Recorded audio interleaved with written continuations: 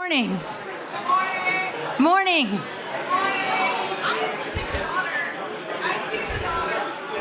Is everyone ready to get started on day 2 of the We the People National Symposium on Civic Education Research? I thought yesterday we got off to such a great start, and I'm really excited to begin our second day of exploring how research and practice can promote quality civic education for all students. I personally learned so much yesterday about model programs and innovative pedagogies and groundbreaking research, and I'm just so excited about getting started today. I know that a highlight for me, and probably for many of you, was seeing the We the People simulated congressional hearing with the students from Reservoir High School. So they did a fabulous job in here, and I know that they deserve to have a little bit of downtime after their presentation. So just a kind of funny anecdote, Patrick and my husband Jeffrey, where's Jeffrey? He's taking pictures, he's over there, he helps out a lot. So they were going to take the students on a historical tour of Georgetown, and Jeffrey had prepared all these facts and, kind of all these stops along the way. But they read the room, and they understood that they really wanted to go shopping. So they went to the bookstore and apparently went back to Howard County with heavier backpacks than they started out. So it was really a privilege for me, especially, to learn the stories behind the data. I mean, I spend a lot of time by myself or with my team, crunching numbers, and having those numbers come to life through the stories and presentations that we had yesterday is just a privilege for me. I've been so moved by the dedication of the teachers who work with the students with disabilities and English learners. I was just impressed with how deeply they care for their students, and they look for the individual talents of each student to try and see how they can adapt that to the curriculum and to civic learning. I just so impressed by the way they empower their students. They make them feel like they're part of a community, which was a theme that came up over and over again.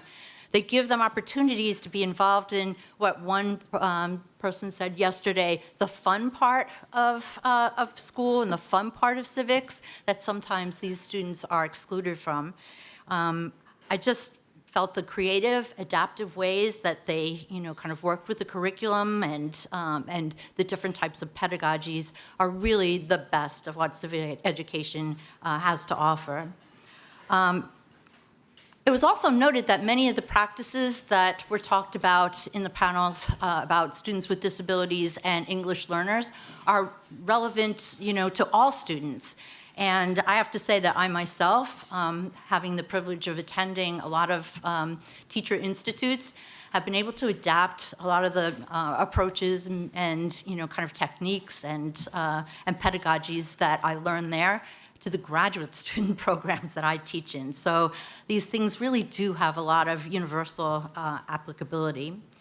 I was also, surprised to learn myself, I mentioned it yesterday, that students in American schools speak over 400 different languages, but I didn't realize until the panel yesterday that even 2 of the people on the panel teach more students that are speaking more than 100 languages. And that just, again, it kind of blew me away. So these stories, I think, are very important to tell in conjunction with the, kind of the statistical data that I and other researchers present. And at CERL, we feel it's very important to tell these inspiring stories behind the data. And we actually have done this a number of times already. We have a Substack. You have the address of the Substack is in the executive summary. And one of the stories that we featured was Michelle Argent's 4th grade class that we heard about yesterday with her We the People class at the Baltimore Lab School doing the Reader's Theater. And so I want to invite any or all of you, if you have some, a story that you want to tell, and we heard a bunch of them up here, and I was like, oh, wow, these are things we want to share. If any of you have stories that you'd like to share, please email us, and we'll be in touch, and we would love to be able to feature it on our Substack, because to be honest with you, on our Substack, The statistical stuff gets enough play. The stories get a lot of people looking at them. They're most interesting. And you should try out our Substack anyway. Patrick is very creative. He's written some pieces on Mr. Rogers, and I think he's doing one on Sesame Street that's coming up. So there's a lot more creative people around me than I am. So I felt that last night, Donna's discussion with David Campbell and Lance Holbert, looking at the big picture issue and the implications of school and family socialization for civic education, left us in a really great place for continuing the conversation, not only at Hilltop Cavern last night, where I thought it was great, a lot of fun, a lot of buzz, but also sets the stage for another day of discovery, and I would say wonder at what we're finding out and learning from one another. My husband, who's not a civic educator, he's not a researcher, he's here taking pictures, he also lifted a lot of boxes, it's very helpful. He said to me last night something that I think really resonated with me and probably resonates with everyone here, is that what impressed him the most about yesterday was the passion that was in the room. He said everyone was bringing a level of passion to this work of making civic education available to every student that basically is heading us towards success. I felt that energy in the room. He probably put it into better words than I did, but it was there from start to finish last night. And I think this passion is behind the obstacles that we overcome and the successes that we celebrate. So let's continue with our days of discovery, and let's get started with our next panel, which is Leading with Evidence. Please, I think, Donna, that's you. Thank you.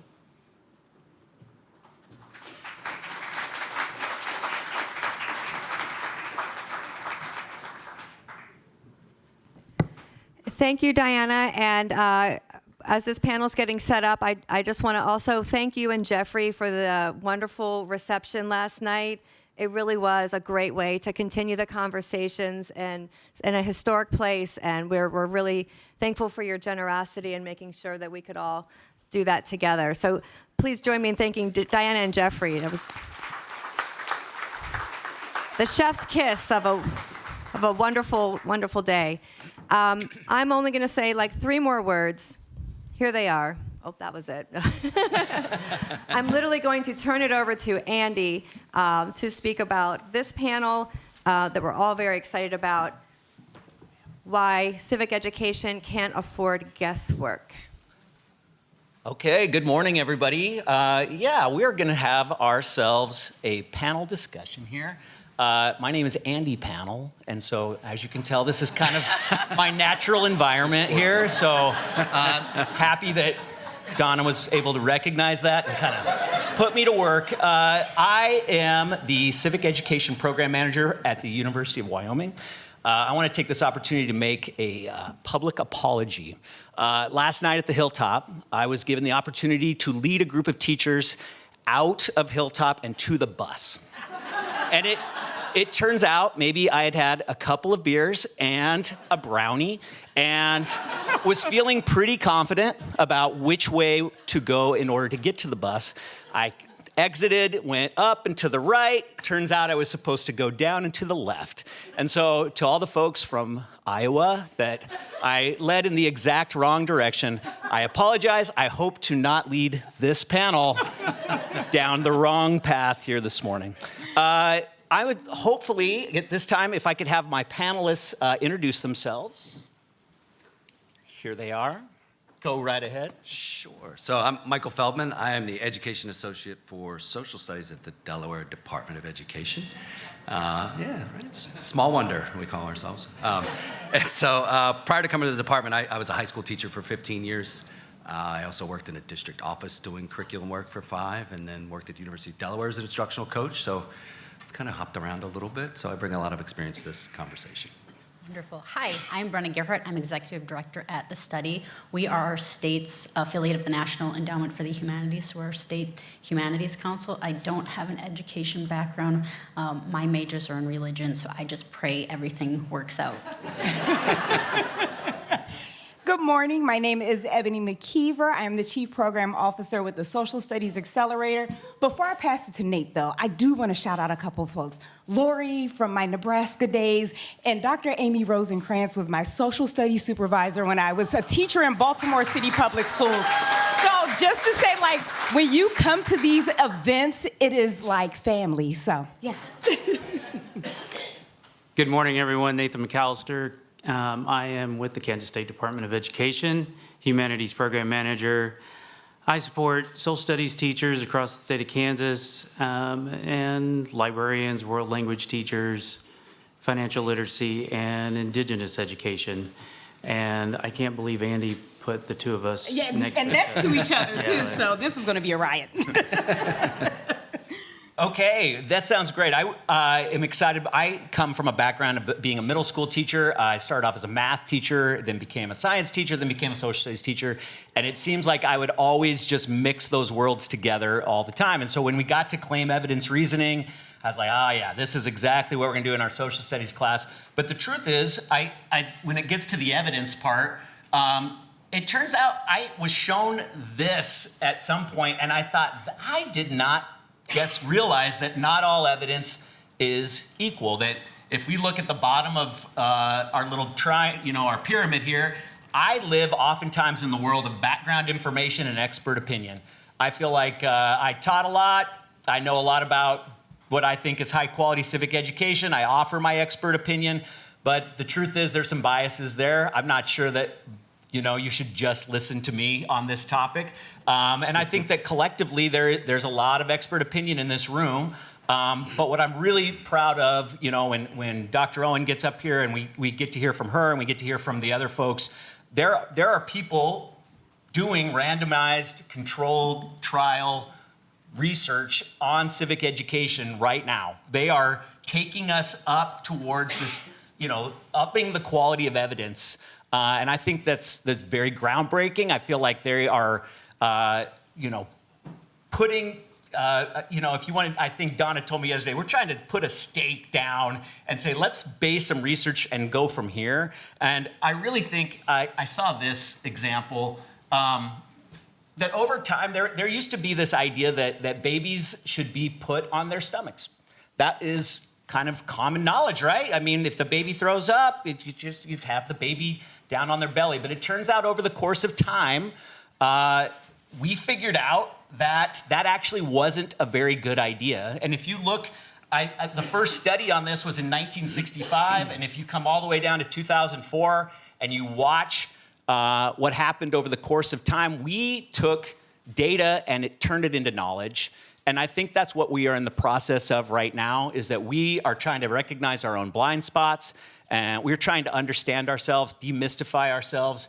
And I think we're still in this process where we want to be able to strengthen the claims that we make. And I just think that science could use a little bit more social studies, and that social studies could use a little bit more science. And so today we're going to talk a little bit about the role that evidence plays generally in the landscape of civic education. And so my first question to my panel here today is, what is the role of research in your professional role? So want me to start? Go for it. All right, so I'm going to start a little broadly here. So in my role, research doesn't just inform instructional practices, it really shapes the ecosystem in which decisions are made in a school district by those local decision makers, whether that's the principal or the curriculum office. And so Delaware operates under a local control context, and where school districts and charter schools have a wide amount of discretion on curriculum adoption or the instructional time they allocate to different subject areas. And so in my experience, research often enters into that decision maker's sphere through high quality instructional materials, right? And publishers often make research-based claims along with those high quality instructional materials.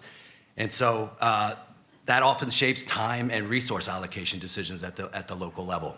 And so publishers carry a significant amount of weight in that sphere for me, right? And so in Delaware, I did a study working with my ELA colleagues of what ELA high quality instructional materials do districts and charter schools in Delaware use. And the time recommendations with those ranged from anywhere from 105 minutes for reading a day up to 180 minutes of reading a day in K to 5, right? Something just happening? Okay, sorry. And so leaders are working within that sphere, and those time recommendations are often framed as research-backed claims, right? And so to me, research doesn't just influence how subjects are taught, but whether the time and resources are there available for civics and social studies to be taught. So incidentally, yesterday during the break, I hopped outside and called my son and on FaceTime and asked him how his day went. He's in 2nd grade.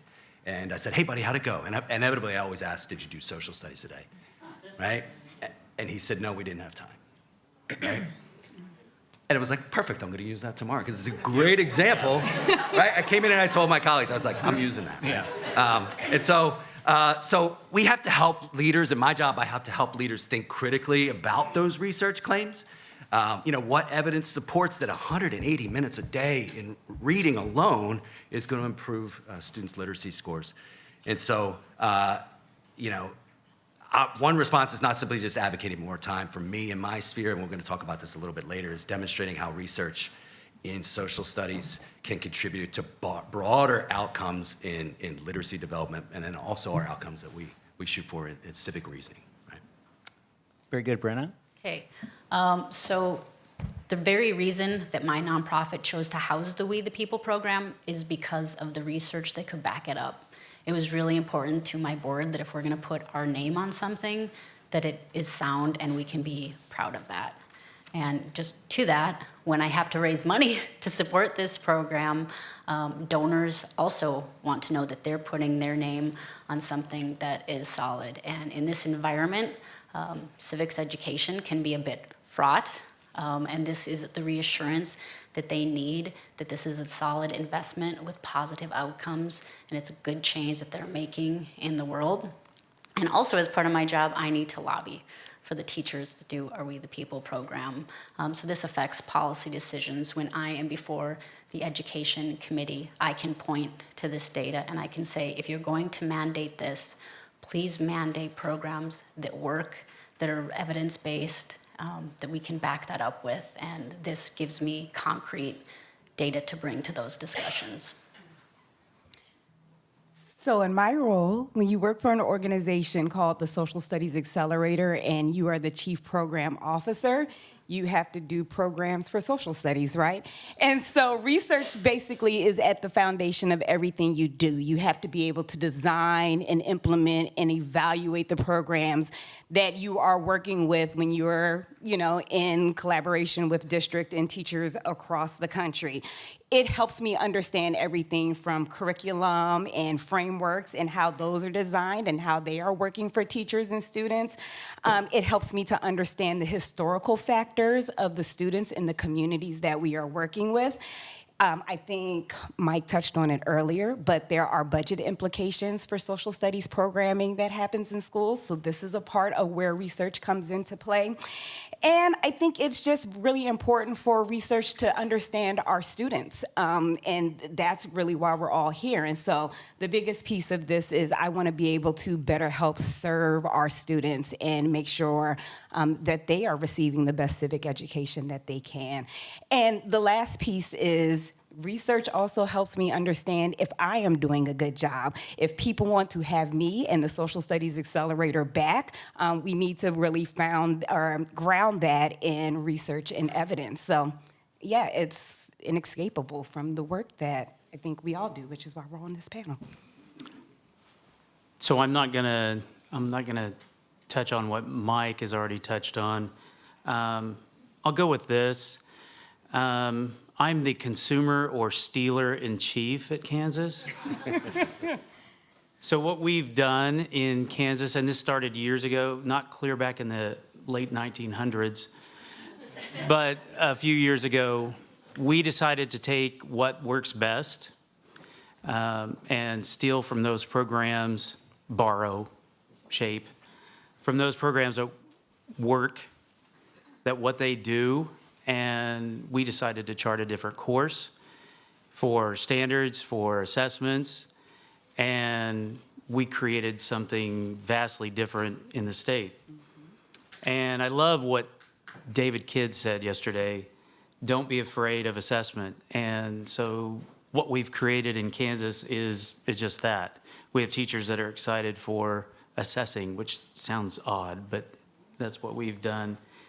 And so our classroom-based assessment borrows from what works best from We the People.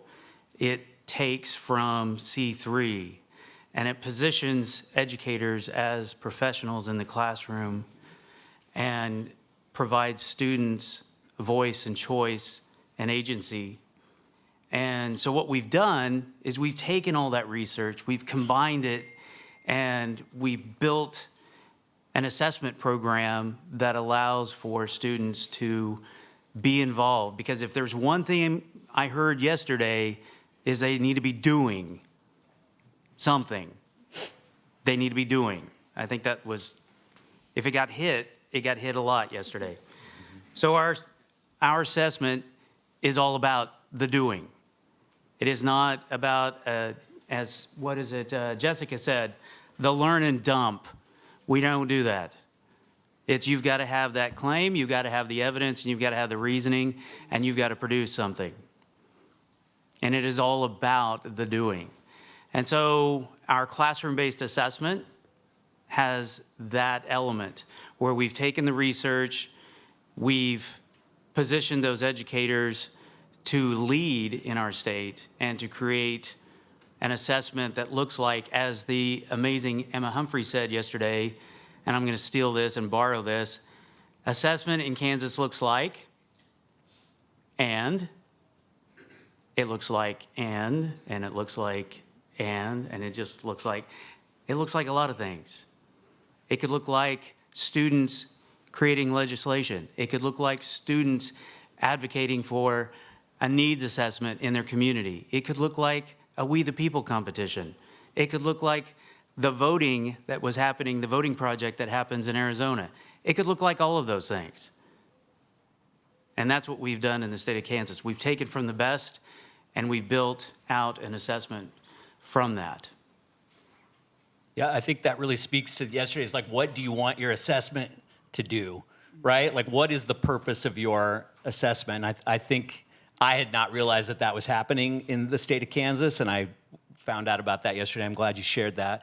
Ebony, can I talk to you a little bit about, in some of our previous conversations, you had talked about students having a roles as researchers themselves, and I think there's usually a PhD behind the names of people who are in the knowledge creation field. They're the experts. They get to kind of have the view of what is actually happening, and I think there's this idea that aren't you going to leave it to the experts to come up with the data? Like, is that really a role for students? It is absolutely a role for students. So I believe we need to get out of the mindset that students aren't experts, because students are absolutely experts in the field of social studies and civics. And it's because even without them knowing it, they practice it every day. So when they're speaking and working with their classmates, that's an act of civic engagement and civic learning. When they are in their neighborhood or watching the news, these are all acts of civic learning and civic engagement. So students absolutely can be experts, and they can bring that. I think the other thing that we often sometimes forget is qualitative research and data is just important as quantitative research and data. And so, oh, yay. And so when we are able to have our students give us those stories and those narratives of that those qualitative experiences that they are having, we should listen to it. We should use that to inform our practices, to inform our curriculum and our frameworks and all the things that we are using those hard numbers and evidence for, to say, like, we're the experts and we know best, when we are leaving the folks who we are trying to serve out of the conversation. And so if we want to have better civic education and better civic understanding for, the future of 20 years from now, then we need to start making sure that we are including students as experts right now. I agree. And I hear Dr. Owen doing this. I hear her calling, she wants stories. And I know that that's something that resonates with me. I work on campus at the University of Wyoming. I very much am interested in the research, but I just know that sometimes the research flattens things to a point where it doesn't actually tell the story of what's actually going on, and that you've got to have a narrative to kind of go along with it. And so I agree that it's got to have both pieces to this. And one more piece, go sorry. ahead. We forget how creative students are too. So when we're thinking about that outside of the box mentality to come up with solutions or to provide sort of the evidence that we need in research, like students have a different mindset that we sort of lose as we grow older. And so for them to be able to bring that sort of creative outside the box thinking to it as well. Absolutely. Okay, Brenna, can we talk a little bit? I know that I have tried to put kids in the role of expert at times. We tried to, it got told to me that the skate park in Laramie, Wyoming was the center of the drug trade. And so if you wanted to know about where drugs were being consumed by young people, you go to the skate park. I was like, I didn't know about this. These kids are telling me all about that. They were the absolute experts on a local issue. I would then try to share that kind of information, and people would look at me like, why are you adopting this role, teacher? Why are you you shouldn't be, in this kind of work. And so, Brenna, is there a problem? Do teachers need protection in order to do great civic education? What do you think about the world of trying to protect teachers? Yeah, I think that's absolutely necessary in this political climate and environment. What's happening now has had a chilling effect on the classrooms, and teachers have told me that they've avoided talking about issues the kids want to talk about because of fear of reprisal from parents, from elected officials. And I really rely on the evidence to provide cover for those teachers. When someone comes to me with concern, or a teacher, we can say we both want what's best for our children. This curriculum was carefully chosen based on research outcomes. I would love to share that research with you, and that's an entry point to rebuilding the lost trust that we've had in this country for teachers. We need to start trusting our teachers again, and I think this research is an excellent entry point into a deeper conversation that we can have with those people who are critical of the important work that we're doing. Yeah, absolutely. Can we maybe pivot here just a little bit? You had mentioned, Mike, that that research maybe had some bigger kind of outcomes as well, that yes, it can inform practice, but I know that you guys had some success in some grant work recently trying to connect the worlds of literacy and civic education, and was just wondering if you can talk about the role of research in kind of a new project going on in your neck of the woods. Sure, thank you. So Delaware Department of Ed was just recently awarded a federal EIR grant. So we're the project lead. Thank you, Donna. Thank you, Donna. And so we're the lead, but it's really a consortium's effort. So it's the Delaware Department of Education. It's the Center for Civic Education. It's the University of Delaware's Center for Civics.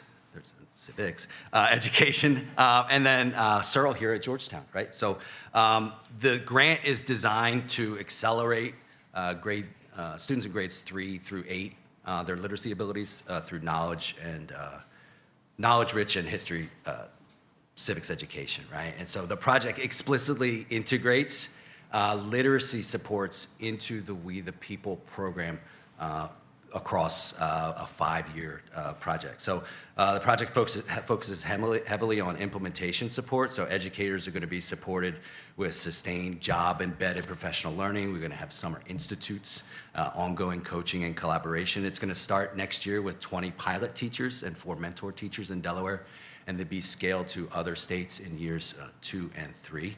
And so we're really excited about this project. And I'd be happy to answer any questions later about it as well.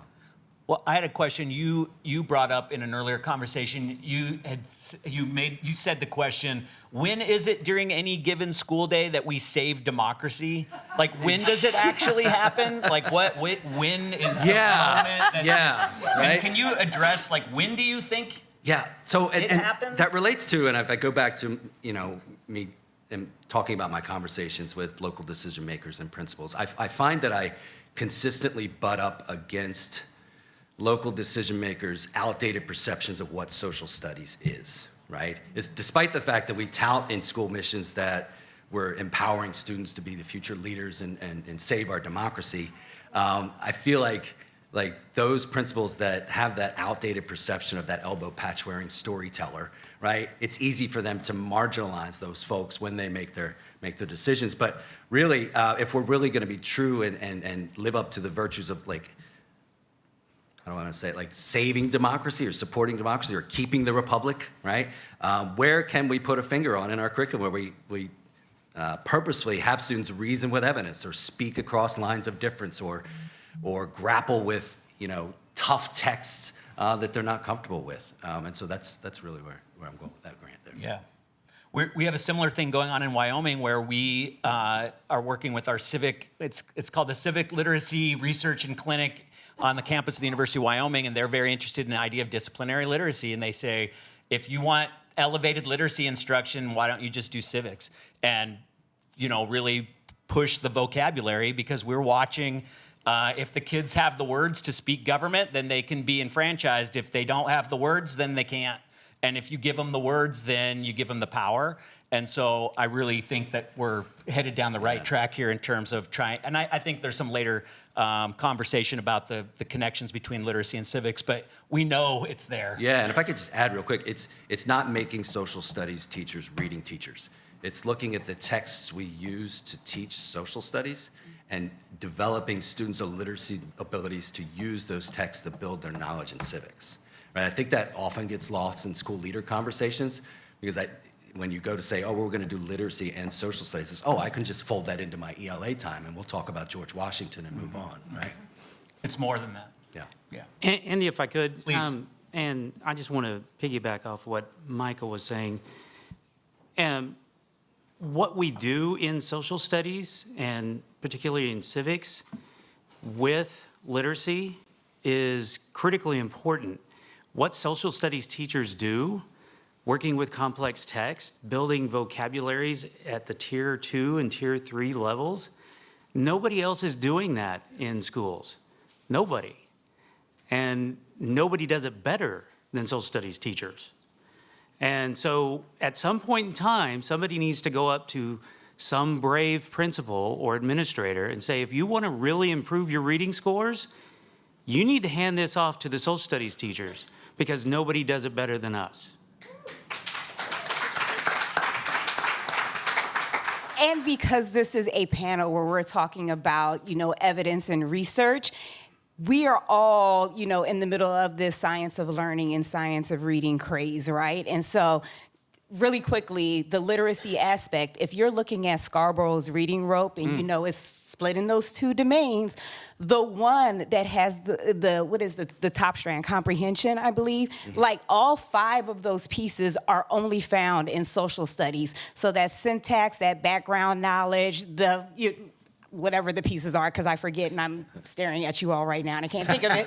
But all of those pieces are found in social studies in no other subject area. So if you want to base why social studies has such tremendous gains and results in literacy, it is because of that. And at the elementary level. Yeah. That's where it's got to start. You guys, let's talk a little bit about dangers that can come with research. Is there a reason to be concerned about data that gets produced during research? Like, are there issues with that? Can you talk a little bit about maybe dangers that are inherent to doing research and sharing data?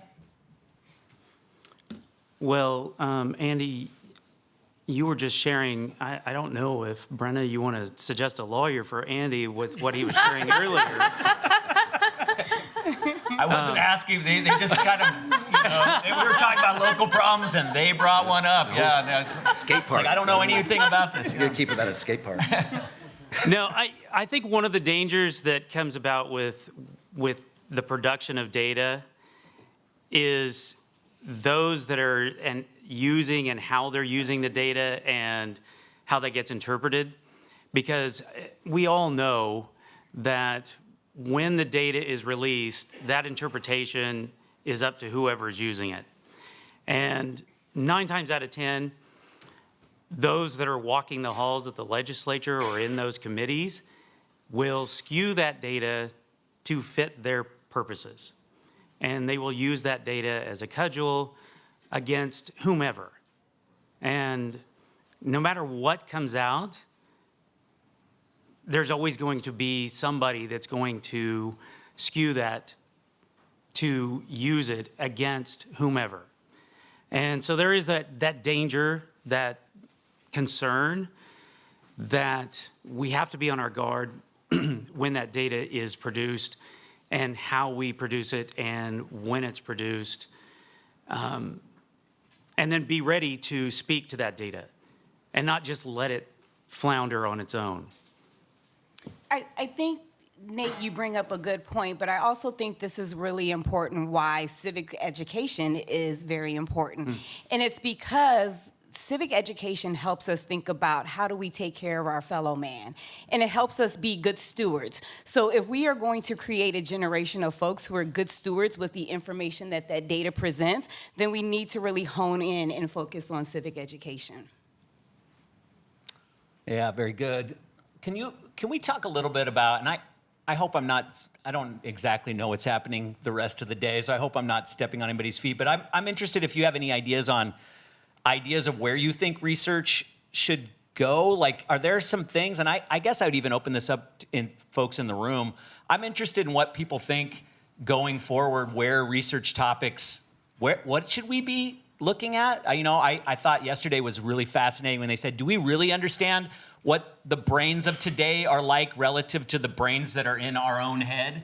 Do we understand those brains and what's happened with social media influence? And I feel like with my own children, they've been grown up differently. They've had different experiences than I have. They've had access to way more information than I ever had, and I don't exactly know all the things. And I guess parents never know that. I just don't know what modern brains are compared to the one that I have in my own head. And so I'm just interested in then how do you inculcate these values going, like, how does that happen indifferently going forward? So that's something that I'm kind of interested in that came from some of the conversation from yesterday. Are there any other ideas out there that you're like, I wish we would see some more research in this direction? And I would open that to the room as well. Yeah. Oh.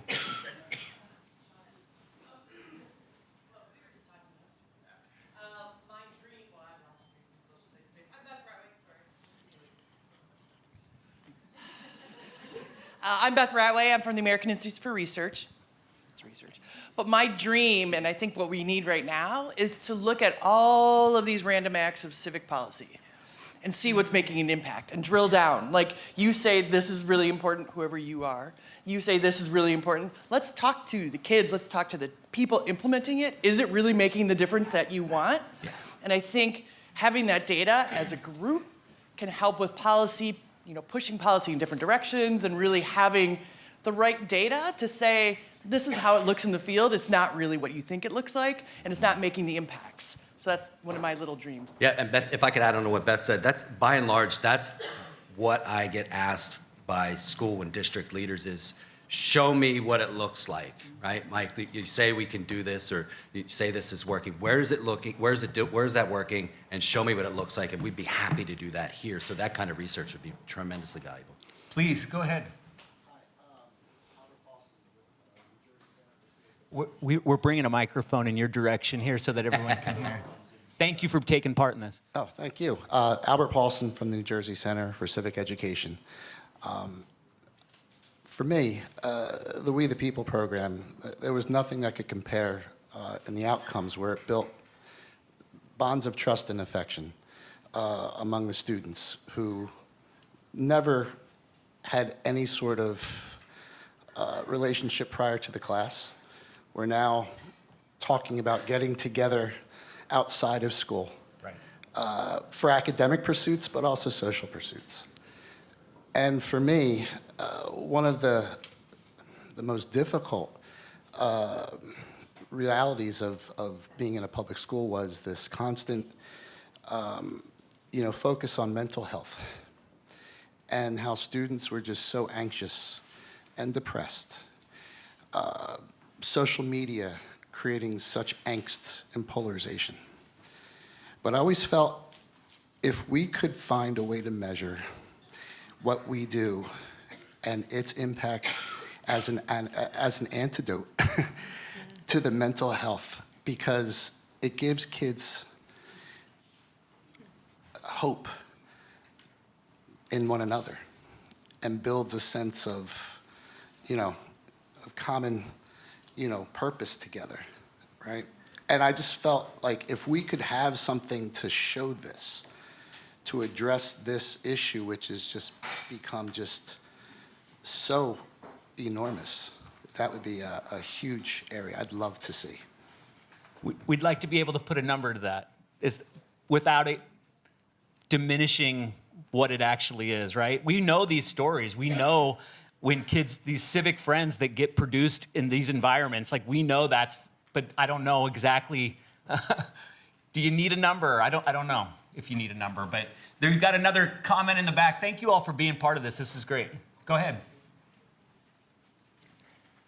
Thanks. So I'm a sitting legislator, and I think that it would be really powerful and useful if we could have some research and data analysis around funding for civics, state by state, district by district, and really looking at where these policymakers are making commitments and putting the money behind it. I think that there's a lot of rhetoric, but I think that when resources don't reach the classroom, then it's really difficult to make those kinds of visions come to life. Yeah, absolutely. Andy? Go ahead. I want to go back to something that Ebony said, and that I think the future is leaning on our students as experts and making sure that they are heard and that they are given that opportunity to lead in the classroom. And we talked about this yesterday, about those opportunities and how we want our classrooms to look and what that open classroom looks like. I think that is incredibly important. We heard take the dis out of discourse. I think that is a lot of where this needs to go. And something that Alexandra Birdsall said yesterday, she found it very important that she was able to grapple with the gray, that she as a student was able to see that not everything had just a one-word answer. And so I think tying that all together, that having students take the lead, that they are allowed to feel empowered to do that work in the classroom, I think that is where a lot of this needs to go. Does it need funding? Absolutely. Does it need research and data to back that up? Does that help with a lot of our social, emotional, and I think it certainly can. But I think that's where the future needs to go. I am going to say something, and I realize that I'm a part of the problem when I say this. But to go back to what Beth said earlier, I think it's really important that we have research that really highlights what best practices are in civic education and how do we use that and implement that in the classroom. And I say that knowing that I am the problem because I am currently, creating curriculum and frameworks, and there are 8 million frameworks, and there are, well, not as much curriculum. But, when we're all an expert, no one is an expert. And so we have to figure out how do we make sure that we're all experts in this work that we're doing. Outstanding. Yes. Yeah, sorry. Aaron Hall, Greenwich High School in Connecticut. Kind of to bridge a couple of conversations from last night and earlier this morning and into this afternoon about AI. One of the things that I think we as practitioners do, both with the We the People program and a lot of the research skills that you were talking about, Mr. McIver, that the danger of AI is bypassing the critical thinking skills that we're doing. We talked about we don't need interns anymore. And how do you have a CEO of any type of corporation if there's no intern? You can't start in the mailroom anymore. So what are we missing in this headlong rush into letting machines do some of the critical thinking steps? And I see a feedback loop where I'm responsible for teaching AI use and teaching critical thinking with people who are developmentally just learning how to critical think, right? And it feels like we're taking away crawling and just say, go run, and they're not crawling.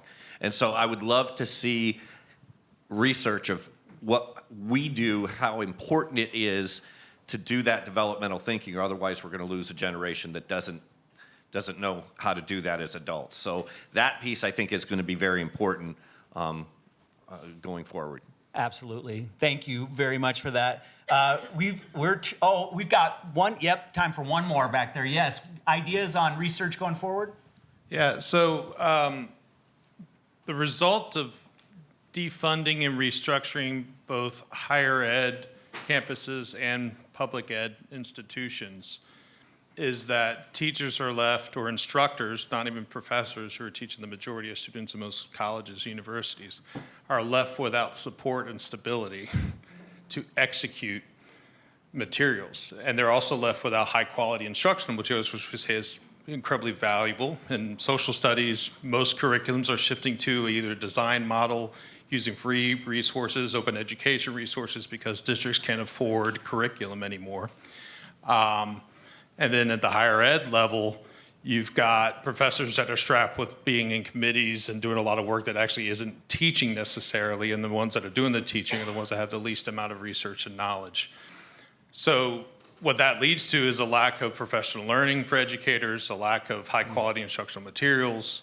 This is all a part of a concerted effort to defund and destabilize education in our country, especially public education. So research around what the results of taking away those pillars, whether it's curriculum coordinators and people who are there to tout the research and understand it and conduct high quality curriculum reviews and adoptions, or on the academic side of things, the gutting of public ed or of ed prep programs so that they can perform the services to their students in the same kind of a way, so that content isn't as important. Because teachers are left with the situation of having to try to teach from lower quality materials than 30 years prior, with having less time to prep the materials they do have, and also trying to advocate for social studies within their departments because the people above them aren't there anymore to do that. So I think research on the impact of how that defunding process has affected the quality of what students are getting, and that circle as something. The reason why so many people hear from nonprofits and other organizations is because people are trying to fill those gaps, but they're not within the institutions that are making decisions. They can only sort of try to scattershot the effectiveness of it. So that destabilization is something that I think is a huge part of what we're all talking about. Very good. Thank you so much for sharing. And we want to thank our panelists up here and thank all of you today for joining the conversation. This has been great. Thank you all. Good job.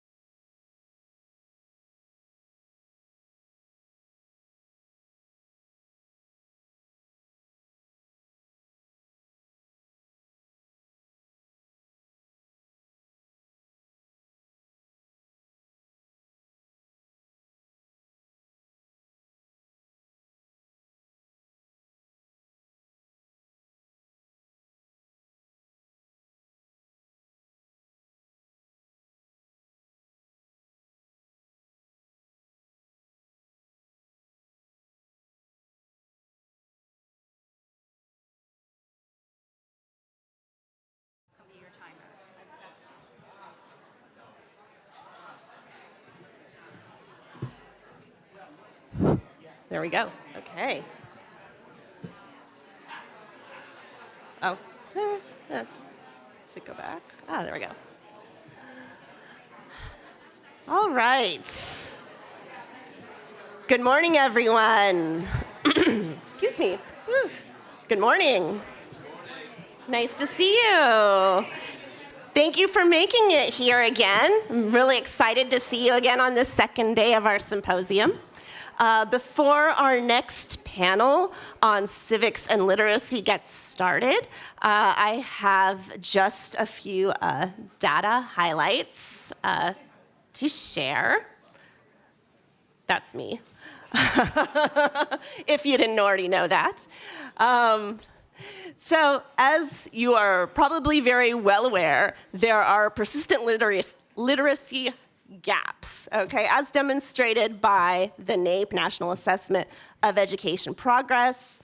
Only 40% of, well, not only 40%, 40% of fourth graders scored below basic in reading on the NAEP.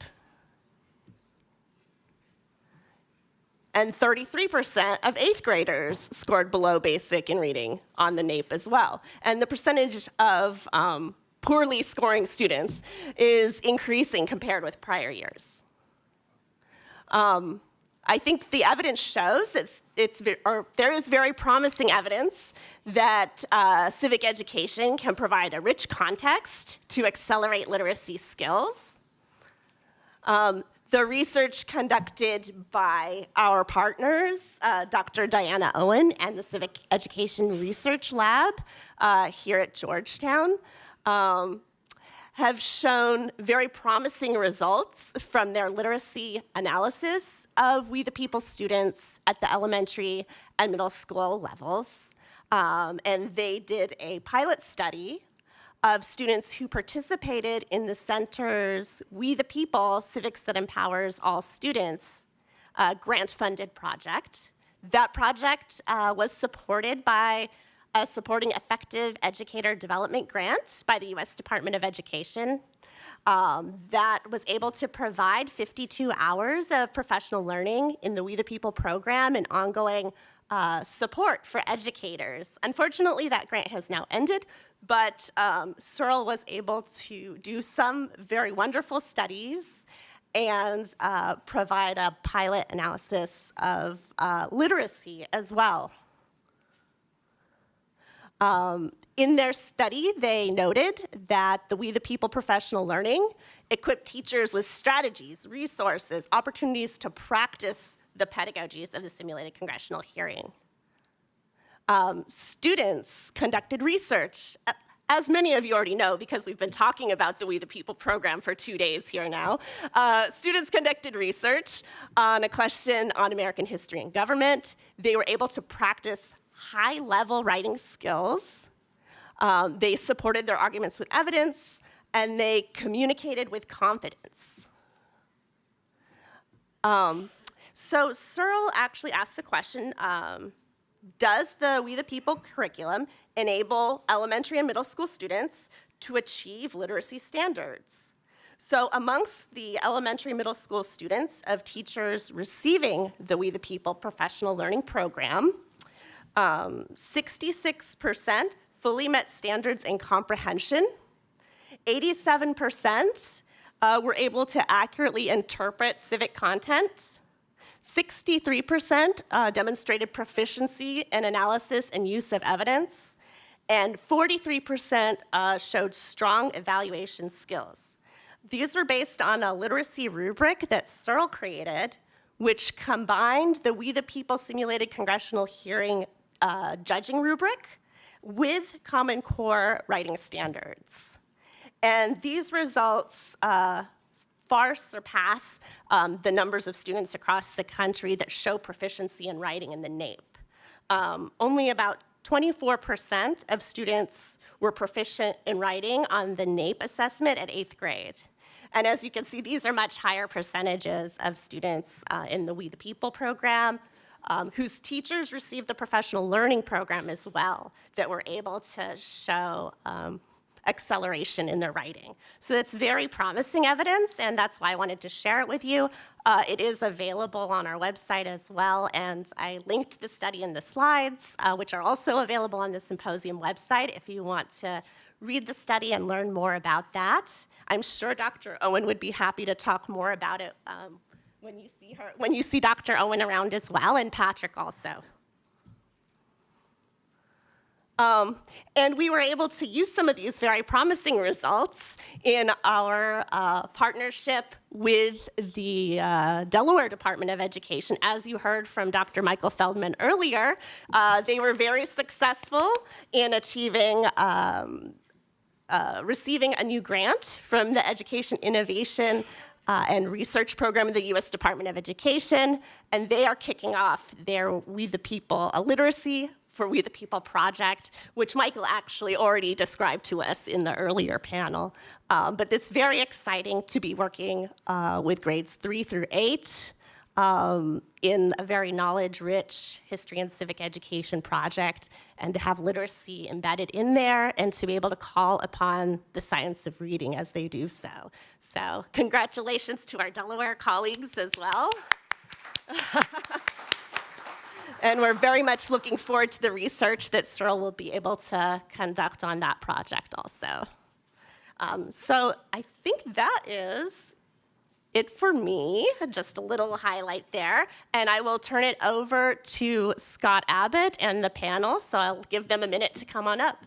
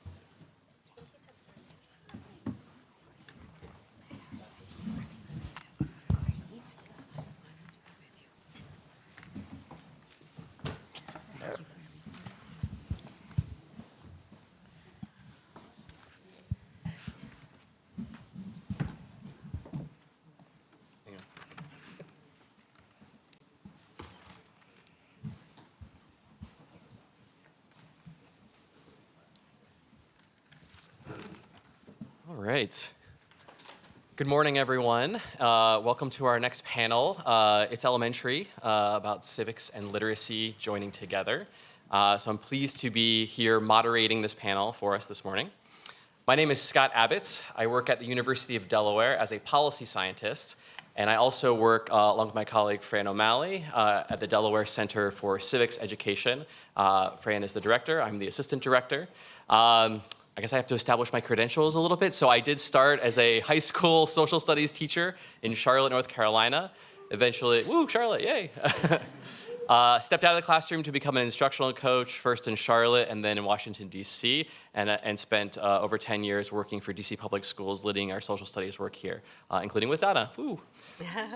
So we have a great group of panelists here. I'm going to ask each of them to just briefly introduce themselves with their name, role, organization, the state you're from, and if you would indulge us with 1 or 2 sentences, your favorite amendment as well.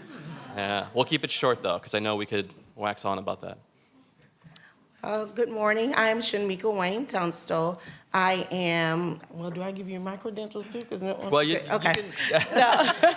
So I've been in education for over 19 years. I started as a pre-K-5 teacher, so teaching all subjects. I turned into a teaching coach, and then I joined the district level. They call us the clipboard crew, but the district level where we're supporting teachers with curriculum, developing curriculum and professional development. One of the largest school district in Tennessee, Memphis Shelby County Schools, woo woo.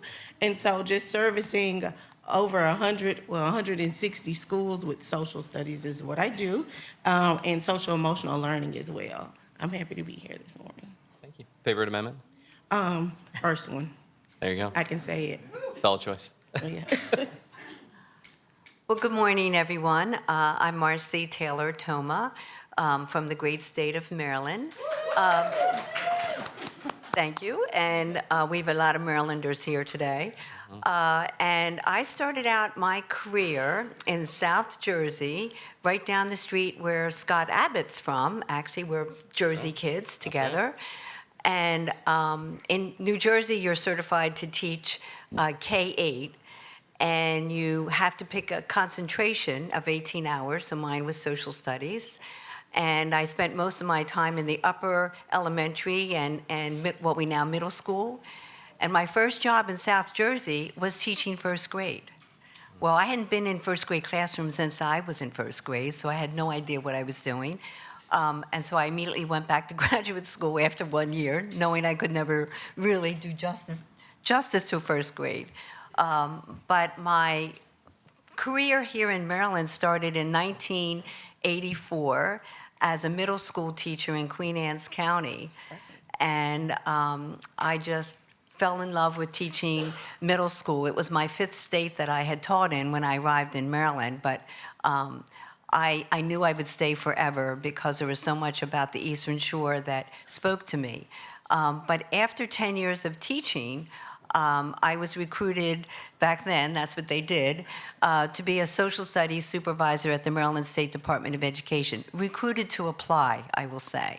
And that's where I spent 21 years at the Maryland State Department of Education as a social studies supervisor and what I came to realize, a policy person.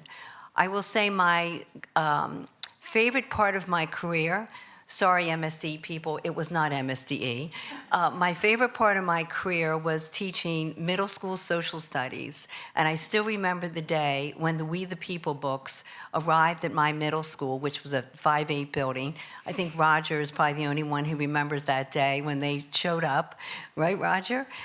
And then that kind of set me on a new path of making sure that civics was more inclusive, more, I'll say, integrated in my social studies classroom. Because at the time, Queen Anne's County had 0 curriculum. They just handed me books when I showed up for day one. But my favorite amendment is the 19th Amendment.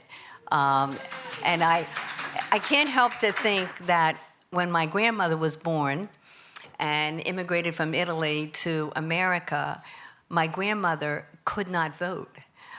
When she, and she never did vote, even when she was given an opportunity to vote, because she felt somehow that was not quite legal, or someone would send her back to Italy. She had these weird stories about it. So I always think about the 19th Amendment and my grandmother, Stella. Thanks, Marcy. Hi, I'm Rachel Overstreet. I teach 6th grade science, 7th and 8th grade agriculture in Northern Nevada. And I've been teaching for 9 years. I love inquiry-based, hands-on, project-based learning, STEM, science, and teaching students sustainability and civic responsibility through that lens. I consider myself to be a social scientist, and so everything I do is infused with social studies, and I really consider the classroom to just be a microcosm of a democratic society. So it's so important for us to consider our classrooms as a science experiment, but also a social experiment, and teach and infuse social studies in every aspect of what we do. And what's your favorite amendment? Oh, well, I should say the 13th.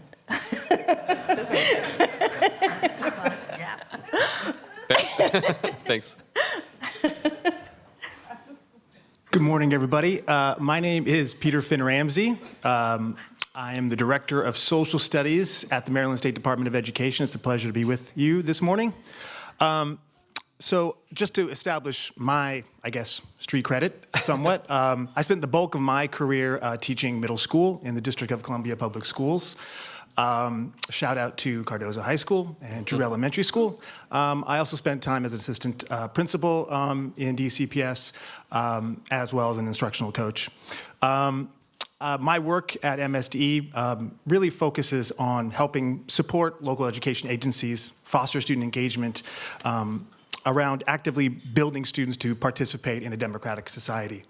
And I would say that I will split the question about amendments into 2 parts.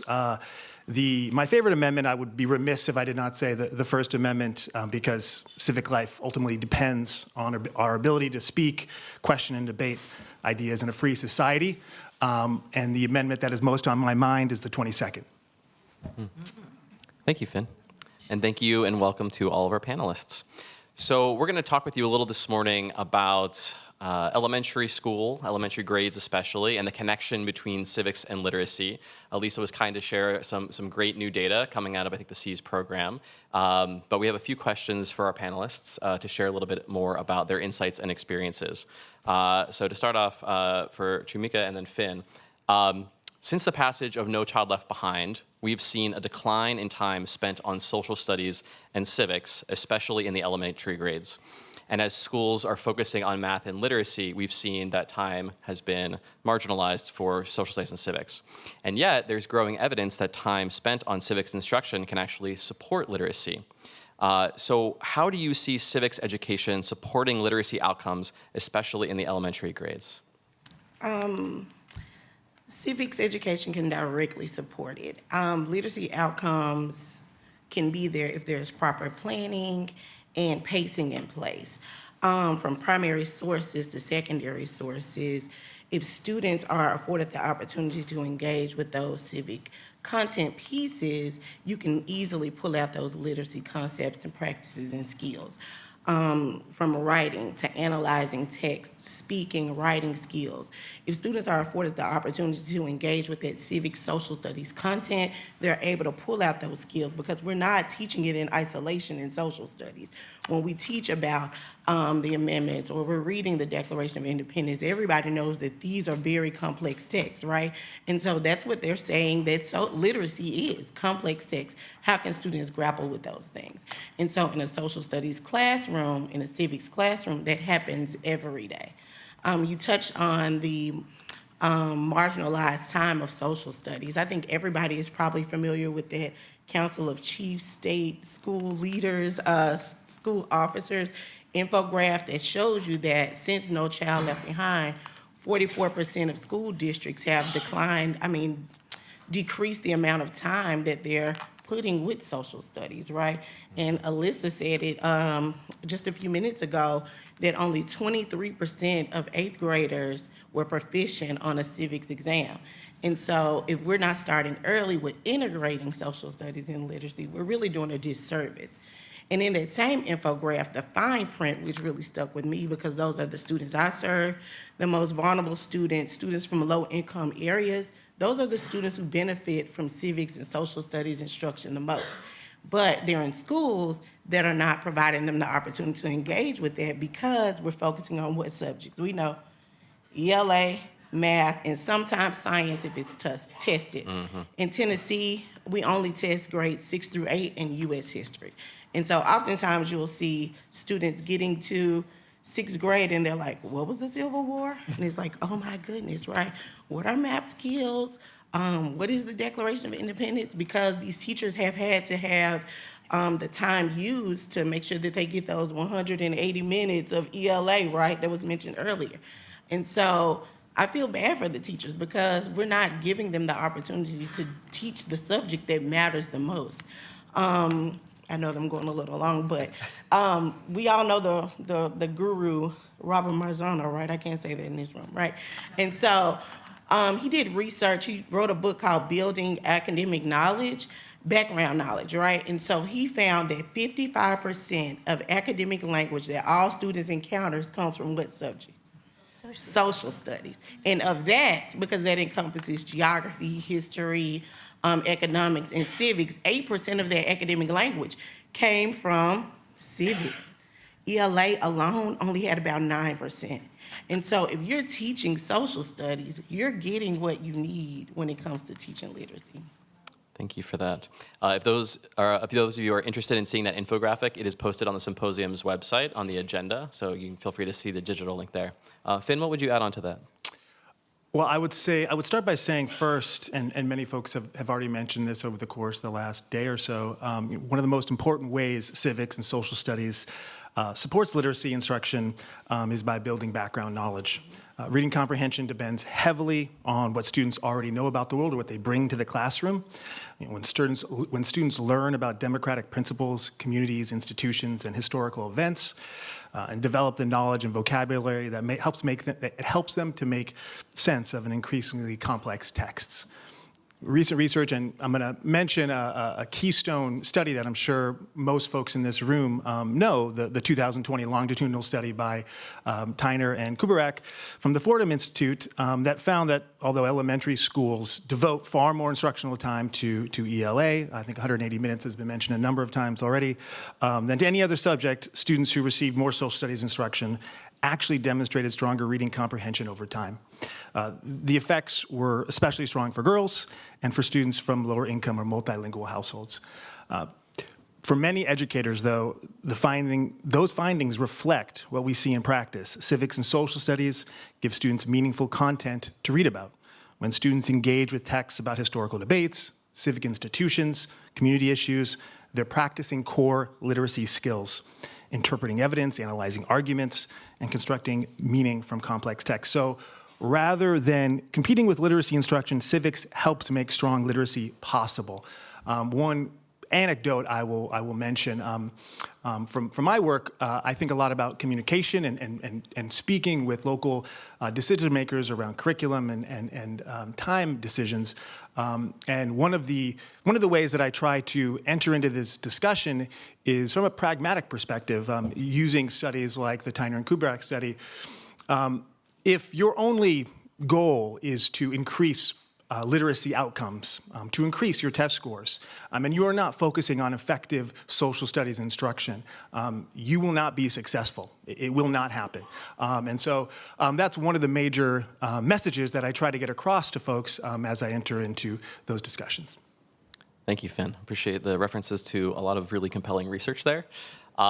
So we mentioned the marginalization infographic already. One of the recommendations there is that social studies should be taught for at least 45 minutes every day.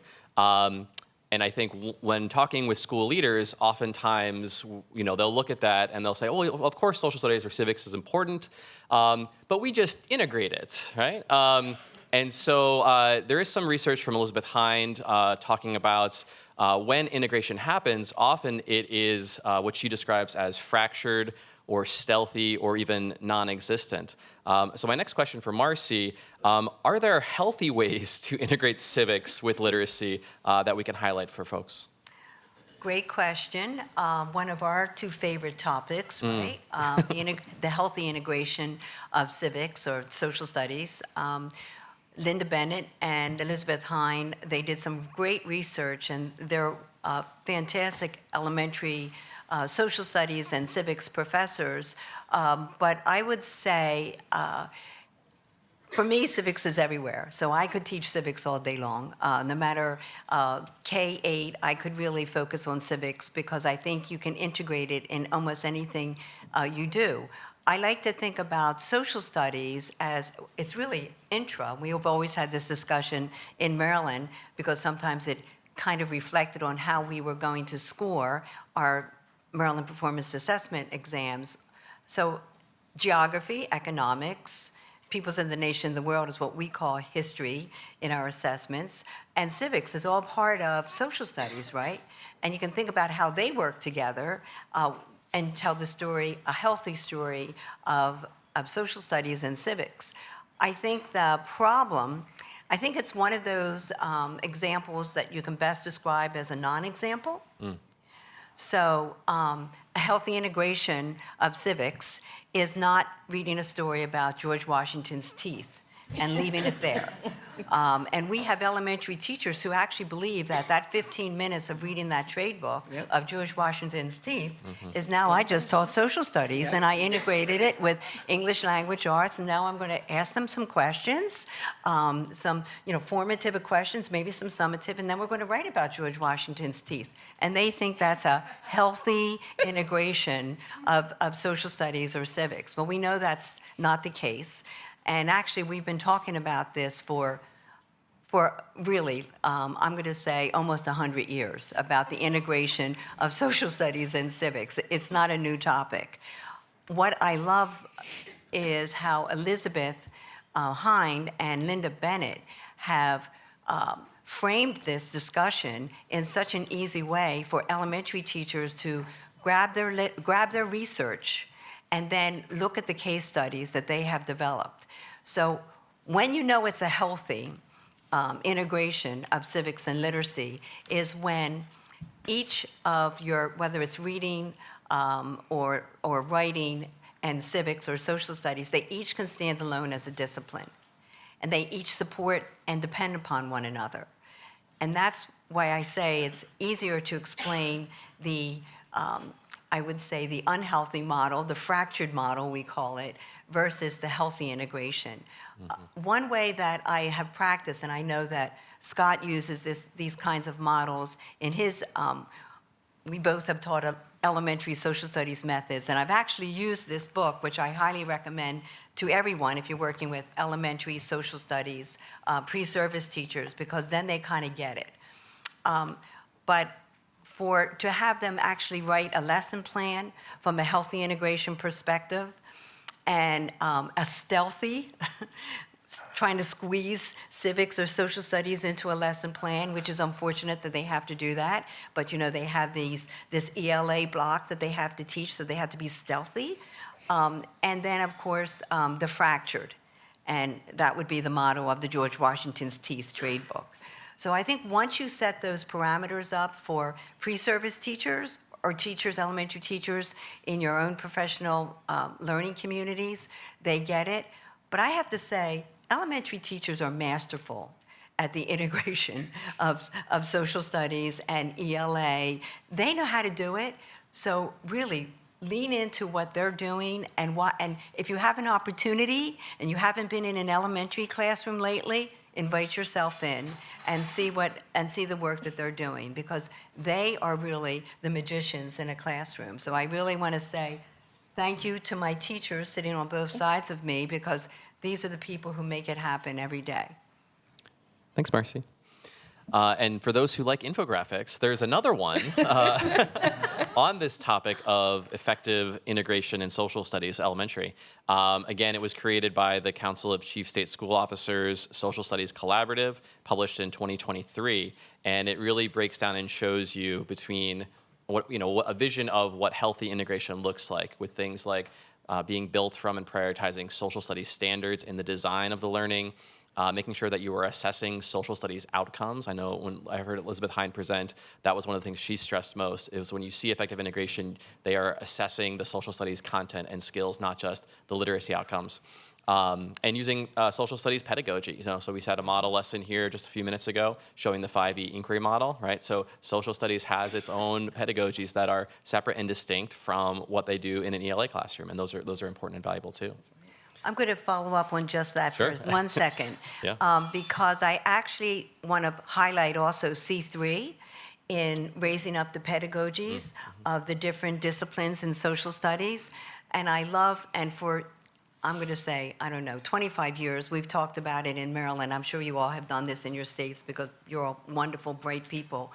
But putting on that, I'm thinking like a historian hat, or I'm thinking like an economist now, is really helpful to the healthy integration of social studies in the elementary classroom. Kathy Swan does it through the lens of glasses.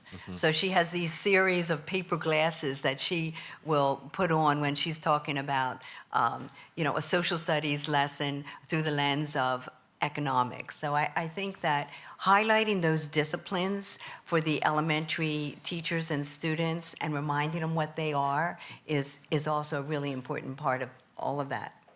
Thank you. My next question is for Rachel. So let's say that we get what we're asking for here, right? So if civics education is given more time in elementary schools, how can we ensure that the time is being used effectively? So more minutes does not equate more informed citizens.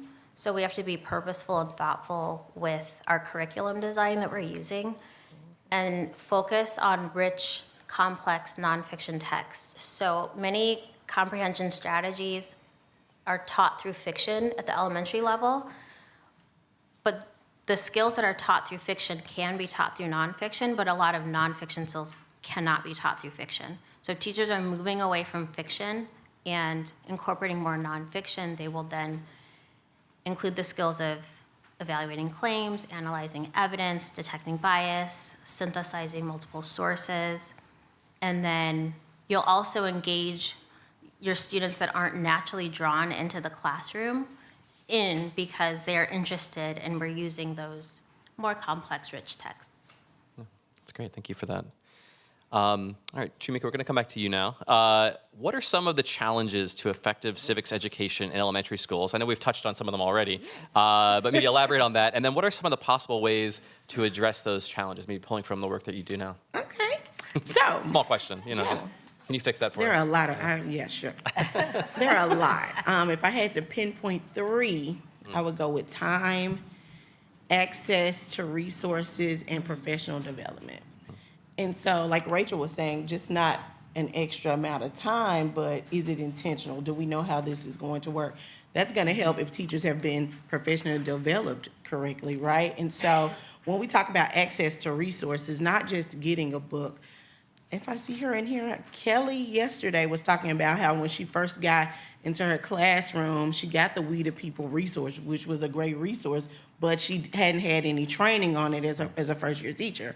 And so teachers have access to resources, but do they really know how to use those resources? And some don't even know they have access to it. Like, they don't know about We the People. They don't know about 60-second civics, okay? That's a game changer, right? And so the people don't know about these resources. How can we make sure that they do? But really, how do we make sure that they're implementing the resources that are going to yield quality instruction in their classroom? And so if we could work on that little small thing, I think we can get it together. That's great. Thank you for that. And Finn, yeah, please. I could just add two quick things. I think 100% time is the number one challenge in the elementary space.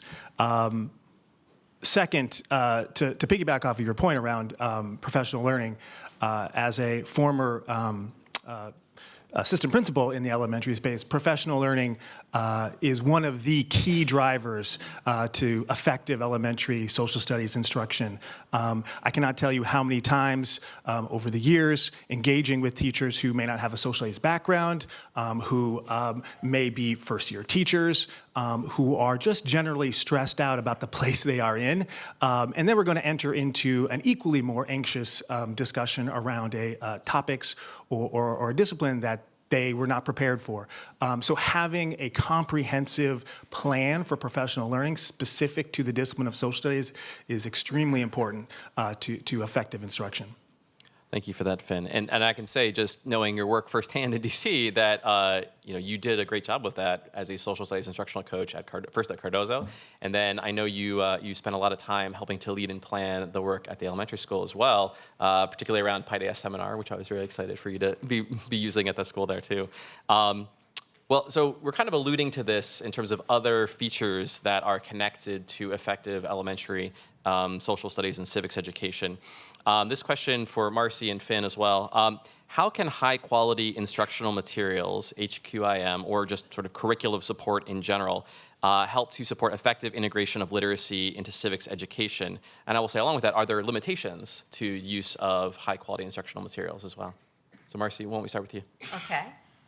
I think that's certainly a piece of the puzzle. I think that high-quality instructional materials are critical, especially if you have elementary teachers who are not comfortable in the context of social studies or civics. I would say, again, the piece of the puzzle, an important piece, but what I would say is an elementary teacher who is not trained in social studies, pedagogy, or content doesn't really know what to do with those materials all the time. And that's my concern. I will say I'm very concerned that our colleges of education, and a gentleman earlier made this point, are not, in my opinion, and it's been going on now for, I'm going to say, 26 years, are not preparing our elementary teachers to teach social studies. And part of that concern that I have is there's no requirement.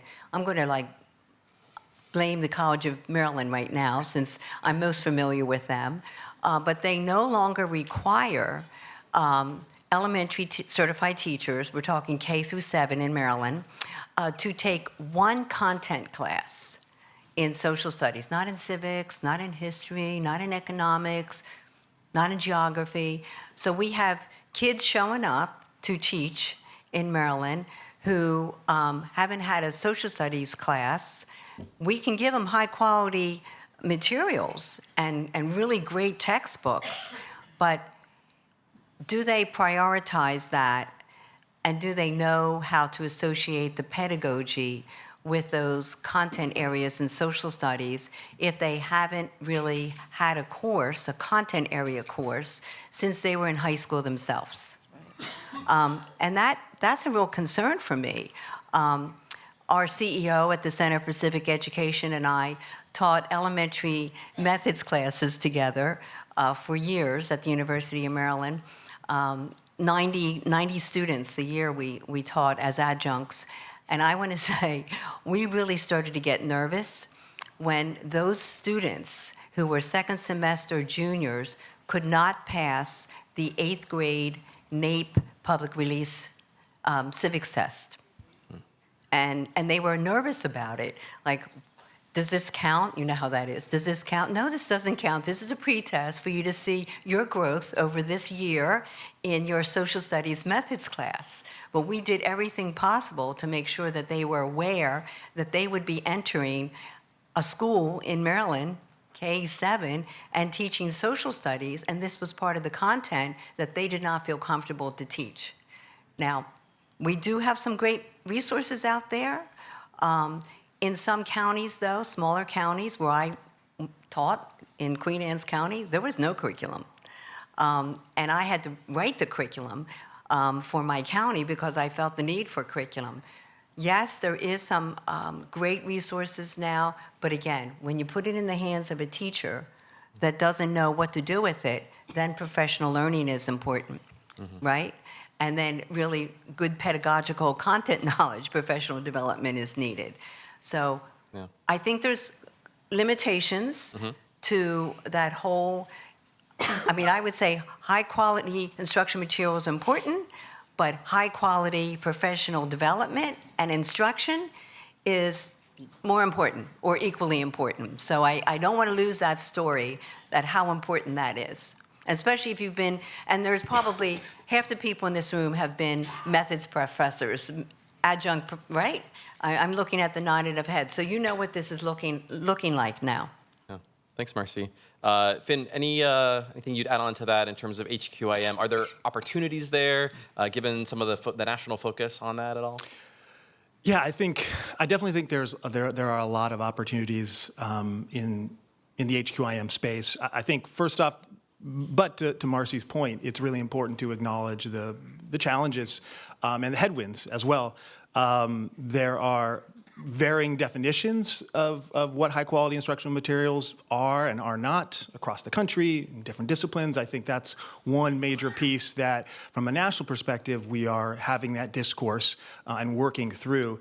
I think we know, generally speaking, there's a host of research, most notably the RAND study from 2023 on the missing infrastructure and social studies instruction around how important high-quality instructional materials can be, especially to the elementary classroom space. I think that, again, it's important to acknowledge, though, the critical or unique challenges that social studies faces in this space right now. Compared with other disciplines, there's less national infrastructure exists for reviewing and evaluating social studies curriculum. Example, as most of you probably already know, Ed Reports currently does not conduct any reviews of social studies materials, and whether one agrees or disagrees with their methodology, it has become something of a barometer for curriculum quality across other subjects. Because this system is less developed for social studies, states and districts have taken on more work of evaluating materials themselves and determining what qualifies for high quality curriculum. But again, to Marcy's point, even the strongest materials have limits. Curriculum provides the structure, but teachers ultimately bring it to life. Effective civic learning depends on how teachers facilitate discussion, help students examine multiple perspectives, and create classrooms where students can reason together with complex issues. So while I do want to say how important high-quality instructional materials are, and having them in the hands of your most veteran teachers and your most inexperienced teachers can be a game changer, the professional learning piece and the pedagogical knowledge piece is equally as a game changer. Thank you for that. I'll refer back to the action steps at the bottom of that marginalization infographic, and it lists 4 things. So it lists time, curriculum, assessments, and professional development, right? And I think as our panel is sharing, if you only have one of those or 1 or 2 of those, it does seem very hard to move the needle. But you really have to address all 4 of those to move things comprehensively forward, it seems like. My next question is for Rachel. What is one small shift? We're being a little bit negative here. We're trying not to be, but to be solutions oriented. What is one small shift that teachers could do tomorrow to support students in their civic literacy, civic engagement, especially in the elementary grades? So I'm going to make a generalization, and so please forgive me. But it's a small shift that could have a huge impact. Classrooms are designed for girls, and most teachers are girls. So if teachers start designing a classroom for boys, they're going to bring the girls along, but boys will not generally take an interest in the things that the girls are interested in. Which is one of the reasons why we need to start teaching more nonfiction. So if you start teaching intentionally to boys and include debate topics, simulations, problem solving, hands-on inquiry, then the students that are always in school suspension and not interested in being in school, students that are behavior problems, those will all decrease. And so we want to start capturing the students that are not naturally drawn to being in the classroom. And so the goal, again, is to not design learning for one group or another, but to make sure that civics instruction is rigorous and relevant and accessible to all learners. And so we want to start thinking about our boys and what would draw them in, because the girls will follow along. Thank you. I'll open that question up to the rest of the panel as well. Other things that you think teachers could be doing to make shifts to move in the direction of more civics education in elementary grades? You go. So I think elementary teachers in particular, my favorite people in the world because they are amazing. I think first grade teachers should be paid, the highest amount and then go down from the high schools because they work so hard. Make it along. Right? They work so hard. But I do feel as though one shift for elementary teachers could be to really introduce them to civics content, civics curriculum. It sounds a little scary, especially if you call it political science, but you can open up this world to them in many ways. I love, and many of in this room love, this whole inquiry design methodology, IDM, C3, whatever you were calling it. We embraced it along with several other states. I'm looking at Rosanna. She was one of the original C3 writers, and Kentucky was, and Arkansas, that first couple years that we started working on C3, but we really understood how to design the inquiry. And I think teachers, if you give elementary teachers that opportunity, even to just introduce them to the inquiry arc, we know that kids are naturally curious, right? So if we capture their natural curiosity, boys and girls, we know that if you ask kids what they want to read something about science or social studies. And we have to be thinking about that. I had a supervisor who used to say, match the book with the kid and you'll find a reader forever. And I think that's kind of focusing on what do we do and how do we focus on helping our kids understand this, but we need our teachers to understand that it's okay to have that open conversation in the classroom and to open up that inquiry arc. I always like to introduce my pre-service teachers to local social studies councils so that they can then find their own way and that they can go to these conferences. It was so much fun last weekend. We were all in Delaware together, many of us were, and to see those new young social studies teachers, pre-service teachers from the University of Delaware, it's just inspiring.